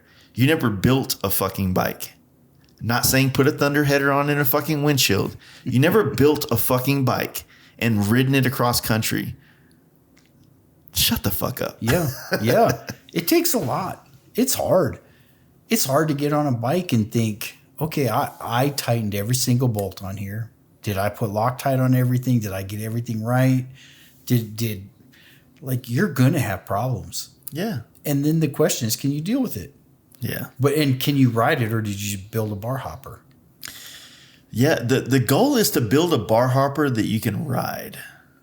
You want to look like there's no way. Yeah. I mean, for what I wanted, my taste right now, it's there's nothing more satisfying than having some dude in a bike place anywhere on this trip I've been on, look at the bike, walk up and go, you can't ride that anywhere. And then there's a Texas license plate on the back. You've ridden that thing a lot. And we're in fucking Missoula, Montana, right? Yeah. It's impressive. You don't have to boast or brag. You get a chance to be humble, right? Because they've already humbled themselves with connecting the dots, right? But no, I mean, I think we should have a FXR Tour follow up. And how many miles have you ridden the bike you built for the tour? Did you make it 1,000, 2,000, 4,000? I think that the FXR Tour and how it's going to evolve and grow, it's out of my hands at this point, but I have faith that I think it's going to, I think the first year guys set a precedent to building bikes, and some of us have set precedents on what you do after you build it. Yep. Right. And I think that it's important to highlight all those things to go forward, because anybody that's going to be a part of this thing, the torch being passed, I'll be honest as fuck. If the FXR Tour was to die this year, you know how it's going to die? From the builders, not from Justin or myself or Wheelo. It's going to die because the builders didn't try hard enough. Yeah, I agree. So next year, if Justin and Wheelo decide to do what we did, where you pick your successor, it'll be on their watch. And if it dies, it's their fault. Yeah, I agree. You know what I mean? Because we busted our ass. You guys did. And I feel like we have a pretty good group. I hope they finish strong. Yeah. The ones that are strong right now, I think that they get it. The ones that are strong are real strong. Yeah. I feel like. Look, the friendships, the connections, and the things that you hope that everybody builds through the first 6 months, January, February, March, April, May, July. Yeah. The first 6 months, you build a relationship by talking about what you're building. And so Dennis is building this bike. Yeah, that's badass. I'm inspired. I want to see what he's doing. I want to see this vision he's talked about in our group chat. July, August, September is when you heard what this dude wanted to do. And now he might have struggles, whether it's personal or actually on the bike. Yeah. And now you have a vested interest because maybe you're in a better spot to want to help that dude get there. Yep. I want to do this tour with the guy I started this tour with. Well, that's a great point. Because if you start the tour with inspiring. fucking 10 dudes and 2 of them drop off because of whatever, 3 of them drop off because, I don't know, whatever their reasons are, which we never got. Well, the other dudes need to fucking be like, well, I want to fucking finish this with the dudes that fucking decided to make this a priority. Everybody said that they're serious about this. You're serious? Then they quit? Yeah, no kidding. You're serious. I was serious too, motherfucker. I wanted to quit 20 fucking times. And the dudes in the chat said, fuck no. What do you need? Yep. And guess what? After Sturgis last year, I was broke as fuck. I didn't have the money. I had a big sponsor that was going to help out with the build that said, you know what? We're fucking gay. And they didn't do it. Right. And so I was in a bad spot. I didn't know if I was going to be able to do the bike. And then honestly, Justin, my machinist, pep talk got me good. Everybody else got me good, and it got me back on track. And that's common to go through these fucking feelings of not feeling like you're going to be able to do this. The point is if you don't lean into what we tried to create with this camaraderie, if you look at those dudes in the group chat, I'm trying to kick that dude's ass, fuck, really? Yeah. Again, I'm more afraid they're going to kick my ass. That's the point. You want to just be able to show up, humble your fucking selves and show up and just be proud that you're amongst other men that built something cool. Exactly. Build it, ride it. Honestly, for me, to get from here to Missouri to Texas back to Denver, I got 3,000 miles. I have no trailer. I have no entourage. But I love to ride. Yeah. And I'll fucking ride all day. I'm thrilled about the ride. The difference, the mileage, it's hard because like Harry has and fucking Mike has Singer. it easy. Let's just be honest. Mike has it easy. He starts where it starts. But Singer has to and Harry they both have a haul. They got to go 15. Harry was talking about going to California though and riding across. Hey, that was before Joe, but badass. But I hope he fucking rides down. I hope both of them do. Yeah. Fuck, let's ride. Let's build bikes to ride. I'll tell you this, riding with everybody last year. I say that. I hope my bike doesn't blow up. Dude, hey, that's my biggest fear. I don't want to. I mean, my bike didn't work for shit last year. Fuck. I've done everything I can think of to make my bike reliable. And I don't want to talk shit. I don't want my bike to blow up. I want to roll into if it blows up from Texas to Denver, great. Yeah, but that's kind of how I felt. I want to get Denver to Missouri to Texas. I want to roll in smooth. Yeah, I don't want to do anything. I hope my Dunlop tires when I get back to Denver, I have to buy a new set. That's it. Yeah. That's all I care. It shouldn't be a problem, man. I think the route that they have planned is pretty good. Oh, it looks beautiful. Yeah. I'm jealous. I think I have family out there. Yeah. They're like, man, you guys have an amazing ride. Yeah. I hope. I'm so excited. I've never ridden there. Never been to Missouri. I've been to Missouri. I've never ridden in Missouri. Missouri's and we're gonna ride a lot. A lot of Missouri. Missouri and Arkansas both have great riding, right? Yeah. No, it's a good ride. I think that what was a challenge for us was the New Mexico Interstate 40. Rugged. It's we just took a different route, man. We got fucked. Y'all did? Oh, we dropped further down in, and more roads were shut down. We got there an hour after you guys. Because you had talked, again, I listened to every word on the podcast, and you had talked about we might have too many people. So we planned a different route. Man, we rode all day. It was rugged. There's only a few routes to get to Amarillo from there is Durango. We dropped way south. Damn, y'all went to like Fort Sumner and all that shit? Yep. Yeah, and then had to come up? Yep. It was rough. It was hot and windy. I took that on the and way they out. shut the roads down. And so the wind was kicking our ass, and that's... Dude. But we ride. All right, well... So... Obviously, I had my hiccups of fixing things on the way to Durango, right? We get it done, get to Durango, everything's good. Scott got me dialed fucking Albuquerque. We leave Durango, everything's good. As soon as we get to Interstate 40 and we're moving across, I forget what the town was, but it's like we go through Santa Rosa, Tucumcari. The fucking wind was nasty. I was wobbling all over the fucking place. I couldn't get over 80 miles an hour. It was just gnarly.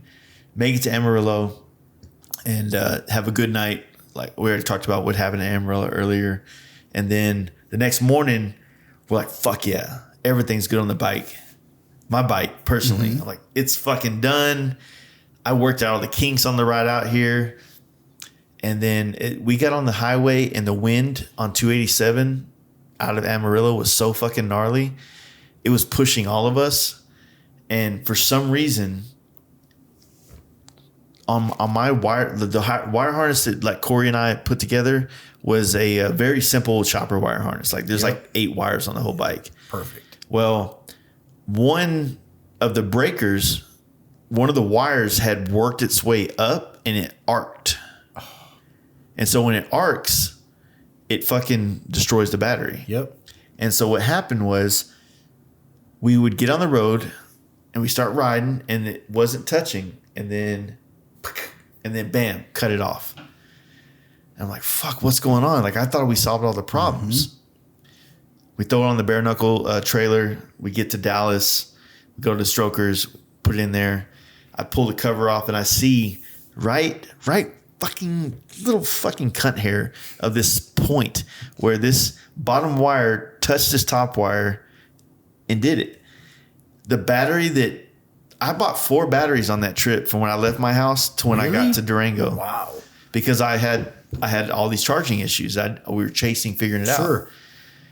So the brand new battery that was my bike that was now toast, like I bought a used battery from one of the employees at Strokers that just had one. I don't even think I think he was a janitor there. He's like, this is still good. And he kept it. And then he got fucking $60 off me. That's the battery that's in my bike right now. And the fixing it right there, I haven't even took that side cover off since then. It's, you know what I mean? It's almost a year. Perfect. But fuck me. That's the way to run them on a $60 battery. There's always challenges. That's the point. Like chase them, man. That's the best part of it. Like I say, you always hope it's your friend's bike that breaks down. Well, if you're building safe though, if you're building safe, you know what I mean? Yeah, I could put together a bike that's safe as fuck. Yeah. You know what I mean? Like, no, you want to push it a little.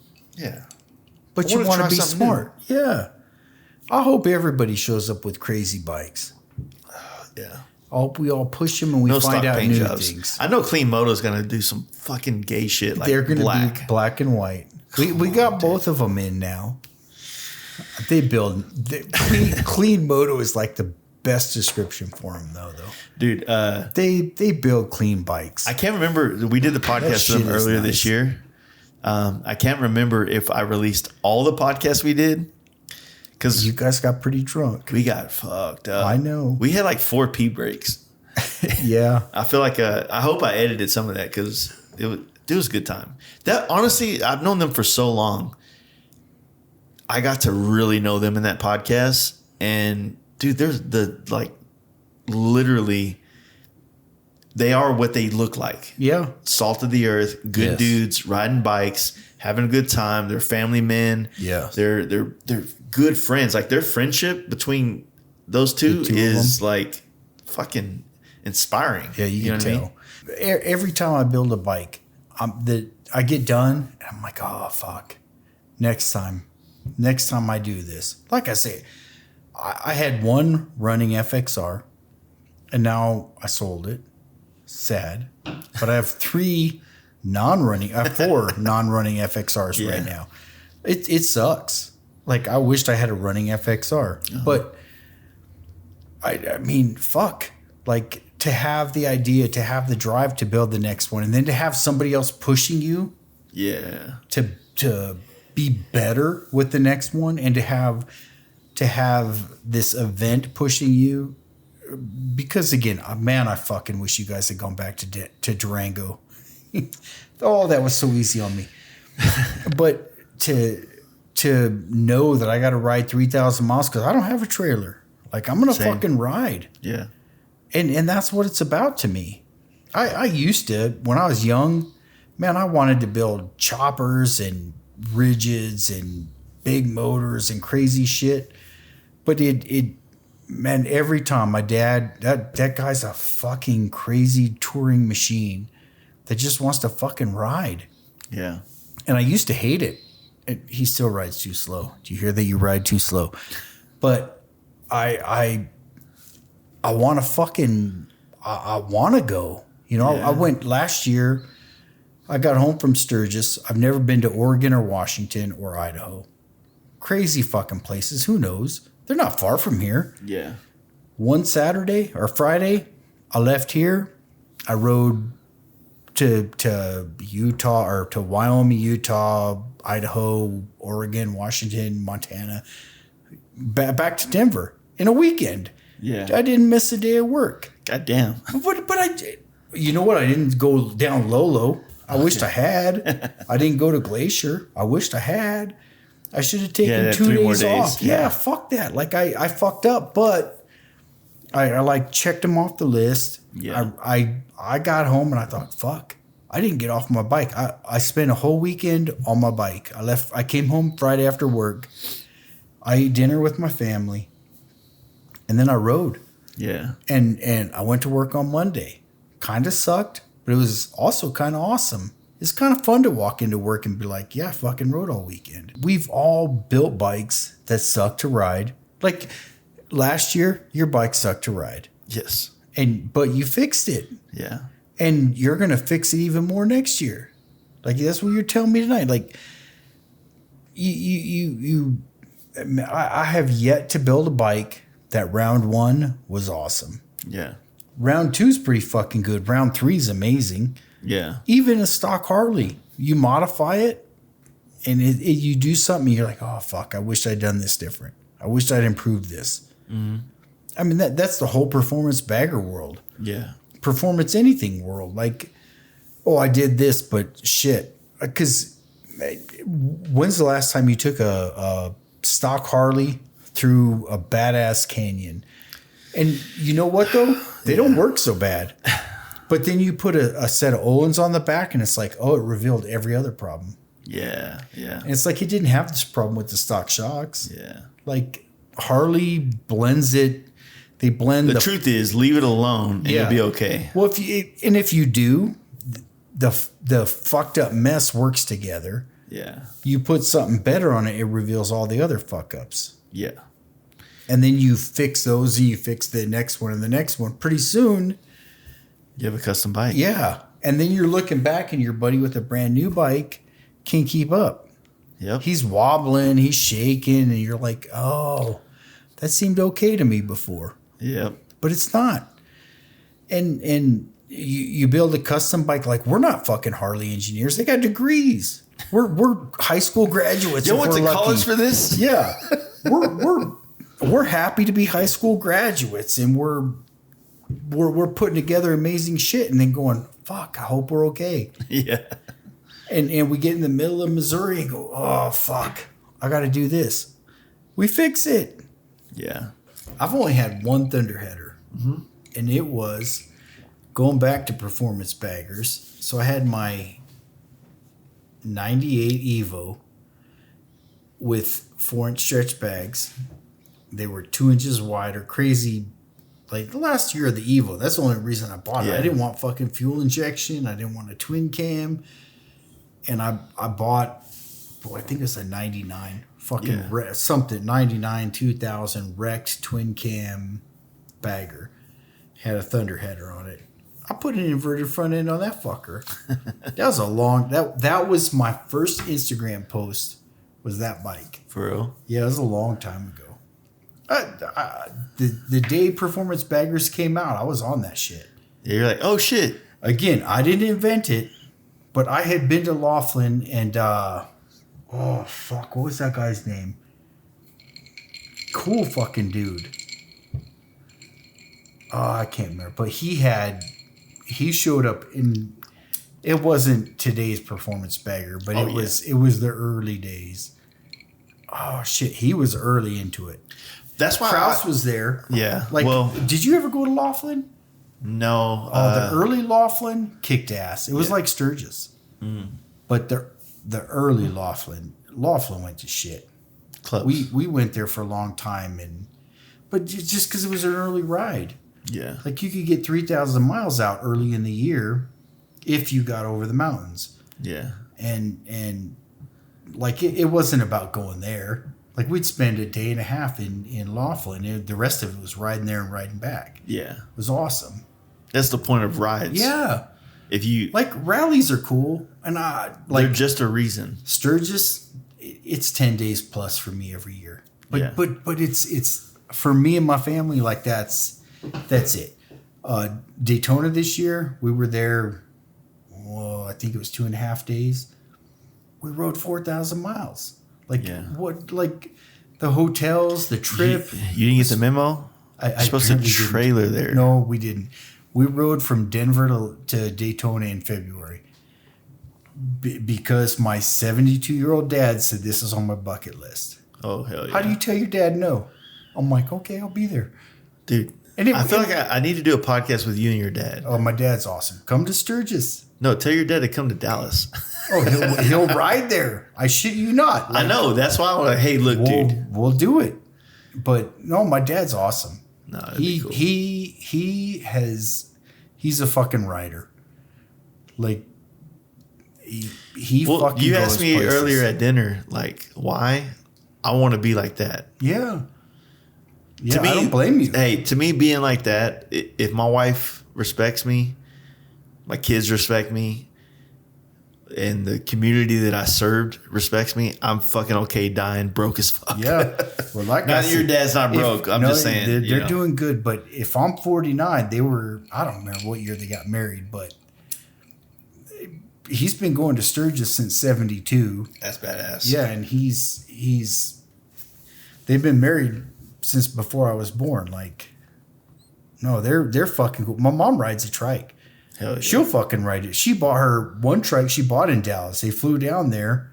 She flew down there. They rode. He rode. Yeah. And then they rode back. No, my parents are fucking cool. They're fun.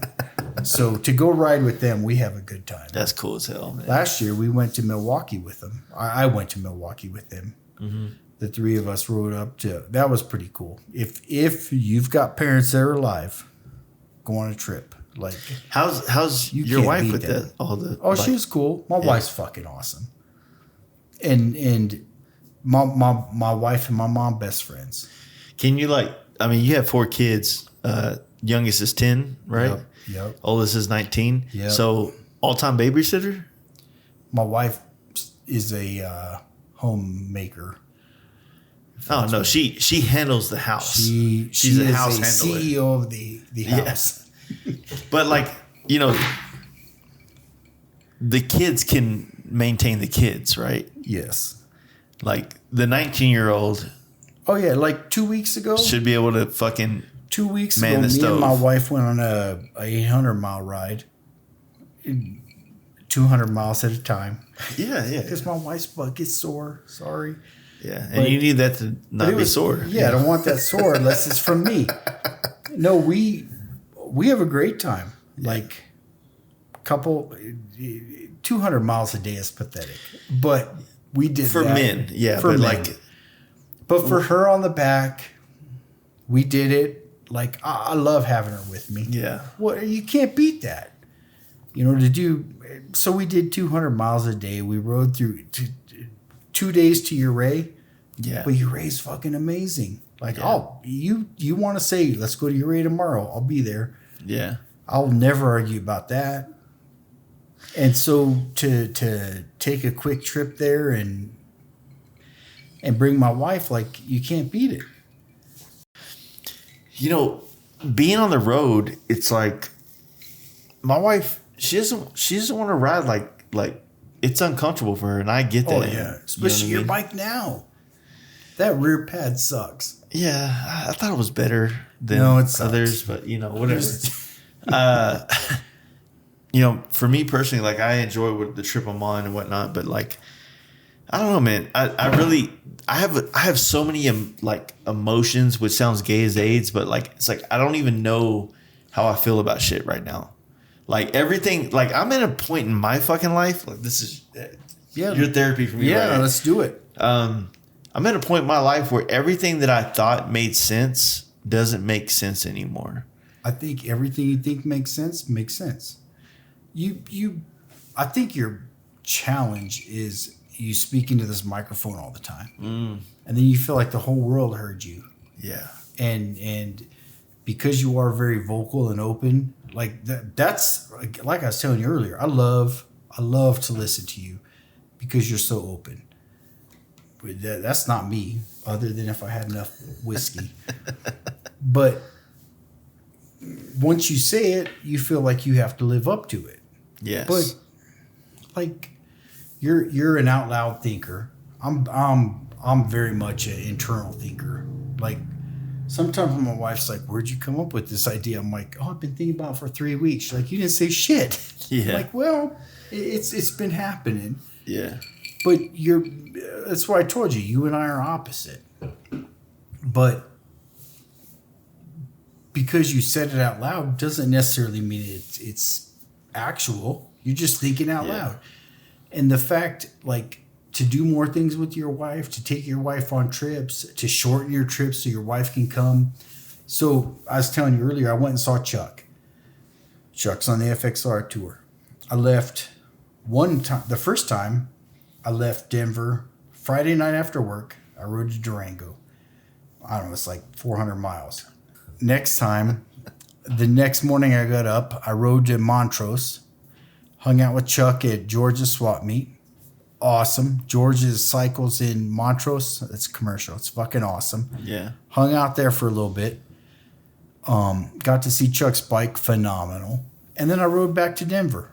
One night. Those are my favorite trips. I love one-night trips.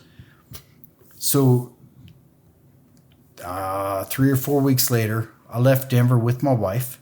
We rode 180 miles to Redstone, Colorado, like population 20. Spent the night. Rode from there to Ouray, like 120 miles maybe. Yeah. Spent the night. Beautiful. Another 180 miles to South Fork, like up over 2 passes, Red Mountain and I don't remember the other one, but too many whiskeys. Rolled in, spent the night there in like one gas station, little tiny fucking town, but the hotel was $80. And then rode into Denver. 4 days to do the same trip I did alone in one night. Yeah. But my wife was with me. Making accommodation. Yeah, it's fucking awesome. She's awesome. Like, you can't argue with that. That's the best thing ever. Now, do I want her to come on every trip? Probably not. Yeah. Because sometimes, like your trip tomorrow, fuck yeah. Like let's ride to Dallas. Yeah. And pound it out. And we'll haul ass. But you can't do that every trip. Yeah, Have you ever done an iron butt and like turned it in? No. That's the best shit ever.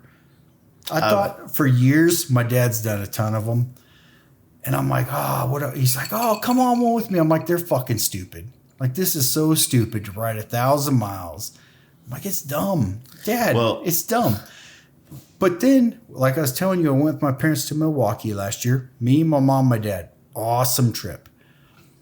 And leaving there, I scheduled back. I'm like, and my dad said, he goes, you could do an iron butt on your way back. Get Milwaukee to Denver, 1,062 miles. I'm like, oh, maybe. And then I started plotting. I'm like, well, if I go down here, I'll get Indiana and Illinois and Kentucky and Tennessee. And then, if I stretch it, I'll hit Georgia. Pretty soon it's 2,000 miles. Pretty soon I did 2,000 miles in 2 days. I turned it in. Now I'm fucking addicted. Yeah. Like, honestly, everybody is like, oh, I did 962. I could have done 1,000. I did 1,042. And, like, it's awesome. But to track it and know you really did it, Iron Butt's awesome. It's a little ridiculous. Well, it's a little hell yeah, brother. No, it's not. But it's not bad. It's not a bad thing at all. It feels good. It feels good because it's a challenge that is obtainable. Yeah, and it's certifiable. It's certifiable to cool. whatever. But so the first time I did an Iron Butt, like we did it all. My bike club, that was a requirement when I was in a motorcycle club where prospects had to fucking do an Iron Butt with members because we did it all the time. You know what I mean? Yep.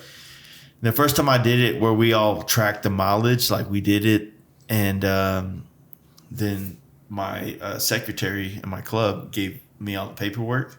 Nice. I still have the paperwork in the same folder he handed me. Nice. 12 years ago. That's awesome. I never turned it in. Well, but it's still pretty fucking cool. The thing is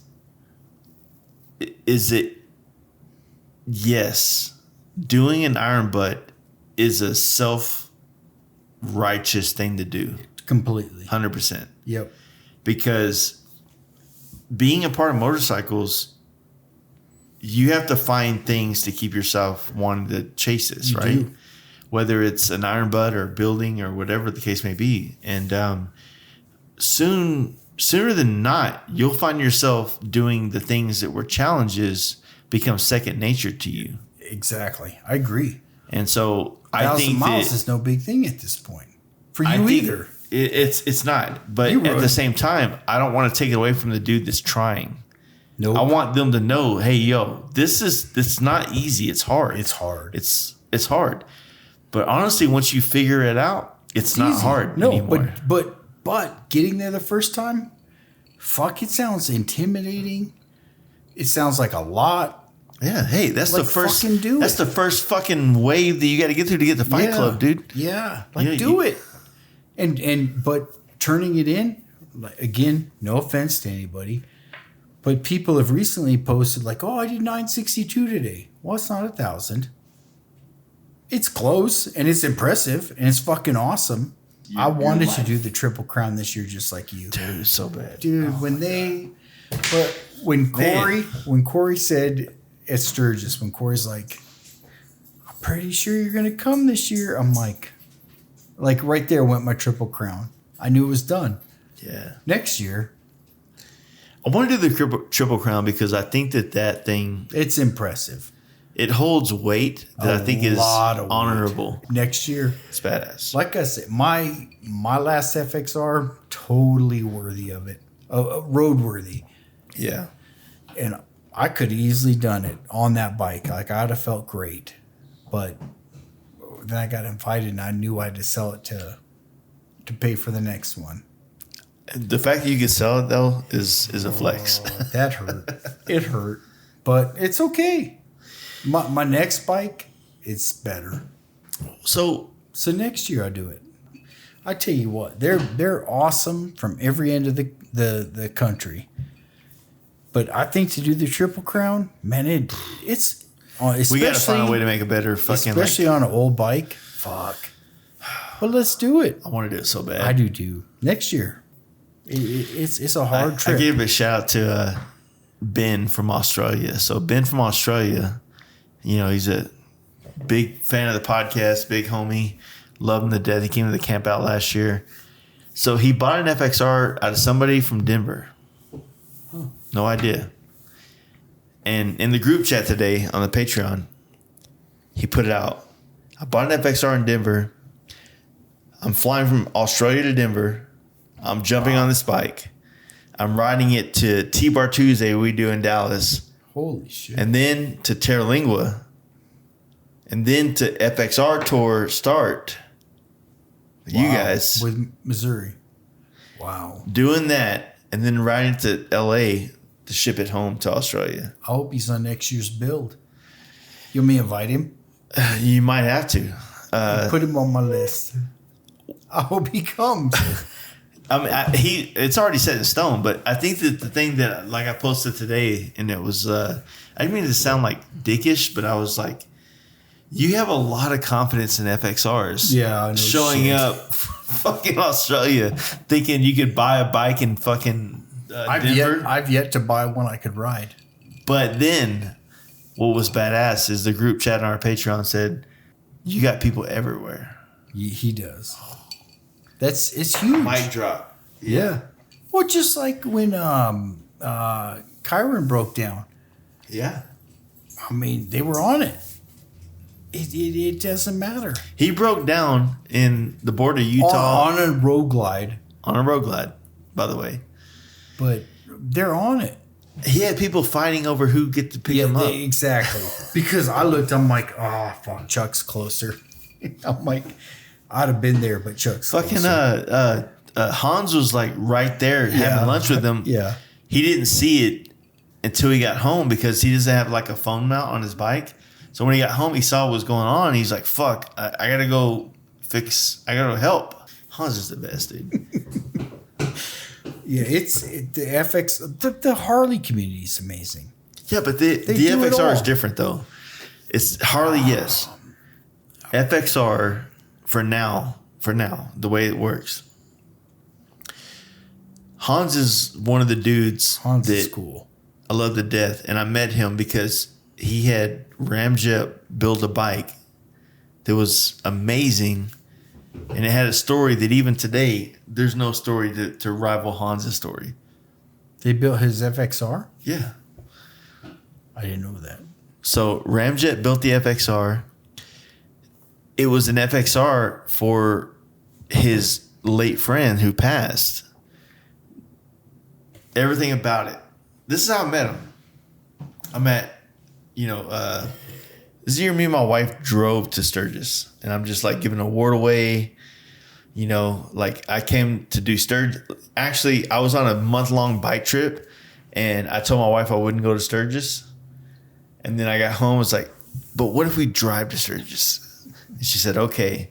So we had to go to Estes Park and all this shit afterwards. Great time. We go to fucking Sturgis. Hans shows up, this bike. I'm a fan of Ramjet. I know Tony real well. I know his struggles taking over the business from his father and growing Ramjet. And then Hans is this together man. He's like, there's nothing about Hans. You walk up to him, you're like, he's not fucking trying to get your attention. He's like, I wanted to build a bike to honor my friend who meant a lot to me. He passed away. This is for him. And it was so fucking genuine. It was so fucking badass. And I photographed it for Torque Magazine. Torque Magazine wanted to be talking shit because we're on whiskey. Torque Magazine wanted to they were trying to be hamsters, so they wanted a hamster to be in that thing. But the story behind Hans's FXR is so profound and so more deep. Fuck the fact that there's a twin cam or this or that. The story is more important than the bike in this aspect. And to this day, until the next iteration of what I was telling you earlier, nobody's told that story well. I plan to. Well, I hope you tell it someday. Hans is fucking Well, cool. here's the deal. Like you and your dad. Yeah, my dad's fucking I'm hearing awesome. about it right now. Yeah. I feel like your dad's probably cool. Does he drink? Hell yeah. All right. So first off, I'm scared. You probably should be. Because if your dad drinks and he fucking rides Harley since the 70s, he could probably fuck my life up. Not that that's important, but I just feel like nothing, no angle I can throw at him is going to affect the fact that he has more knowledge, experience, and understanding. He's been around for a long damn time. It's badass. Yeah, he's a fucking cool dude.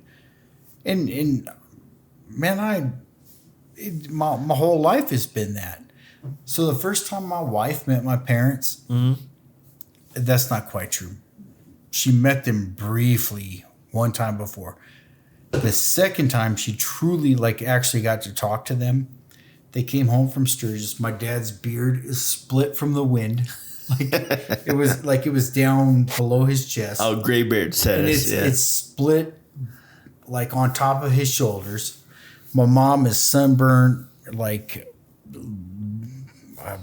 probably shouldn't say this, but like her shirt is low chested. I don't know if that's the right word. She got the boo crap going on. Yeah. And my mom's a small woman, so it's not like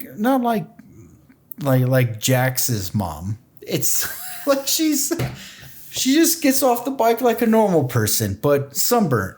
Yeah. My dad's white beard is split in the wind on his shoulders. And that's the first time my wife gets to talk to my mom and my dad.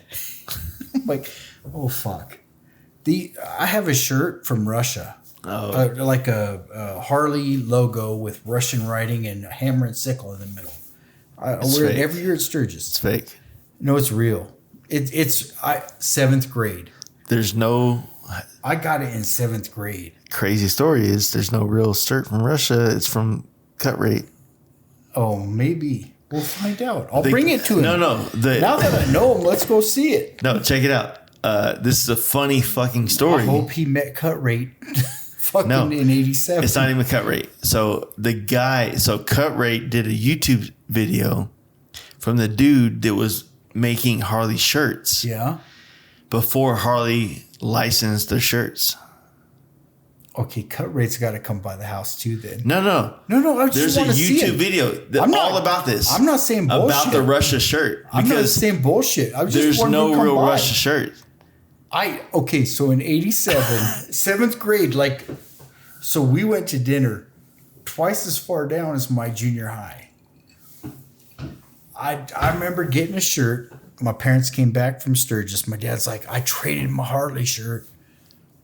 Yeah, I can't wait to show you the video. I can't wait to show you this. No, I don't want to see a video. I want Oliver to come to the house. My house. I have the best house in Sturgis. Yeah. I told you you can't beat it. Bring him there. I hope he comes by. Oh, fuck. It's a funny story because I hope my shirt is fake. No, well, they're all fake. There's no true Russia shirt.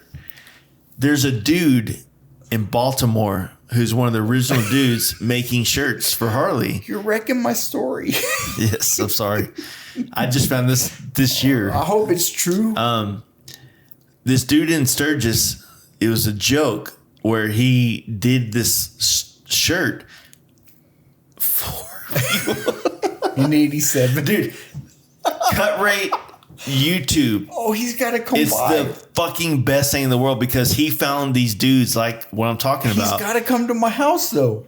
I got to show you the video when it's over with. All right, we'll watch the video, but he's got to come to the house and show my dad. Dude, he's convinced, huh? Okay, so 87, I went to junior high, 7th grade. That's how I know. My school years lined up with the calendar. 87, yeah. I'm in 7th grade. I'm showing up in 7th grade in my Harley shirt, hammer and sickle, and people are like, "What the fuck you wearing?" You're like, "Oh, it's the Cold War, motherfucker." Yeah, people don't give a fuck. They're like, "That's stupid." I'm like, "Dad, quit buying me shirts." So, but it stayed in my closet. Yeah, I still got it. I wear it every year at Sturgis. That's fucking. Hey, the fact that you still own it, it's still worth money because I know, but I need Oliver to tell me the story. That's fucking awesome. It's even better story if you get the truth. I fucking rocked that thing for all these years. We've been doing this for a long time. All right. We should call it good then. Okay. Dude, this is awesome, man. It was awesome. I want to thank Dennis for his hospitality and the whiskey, which did its job. I'm excited to see what all of this year's FXR Tour builders bring to Born Free Texas, which is going down on October 17th through the 20th, a 4-day bike show campout and all-around good time at Yellow Rose Canyon in East Texas. We are hosting the official Born Free Texas pre-party here in Dallas at the legendary Strokers Dallas on Wednesday, October 16th. And guys, please take a moment to check out our sponsors in the description below. And if you're looking to join our community over on Patreon, you will find a direct link below as well. Thank you for listening, and we'll catch you guys on the next episode.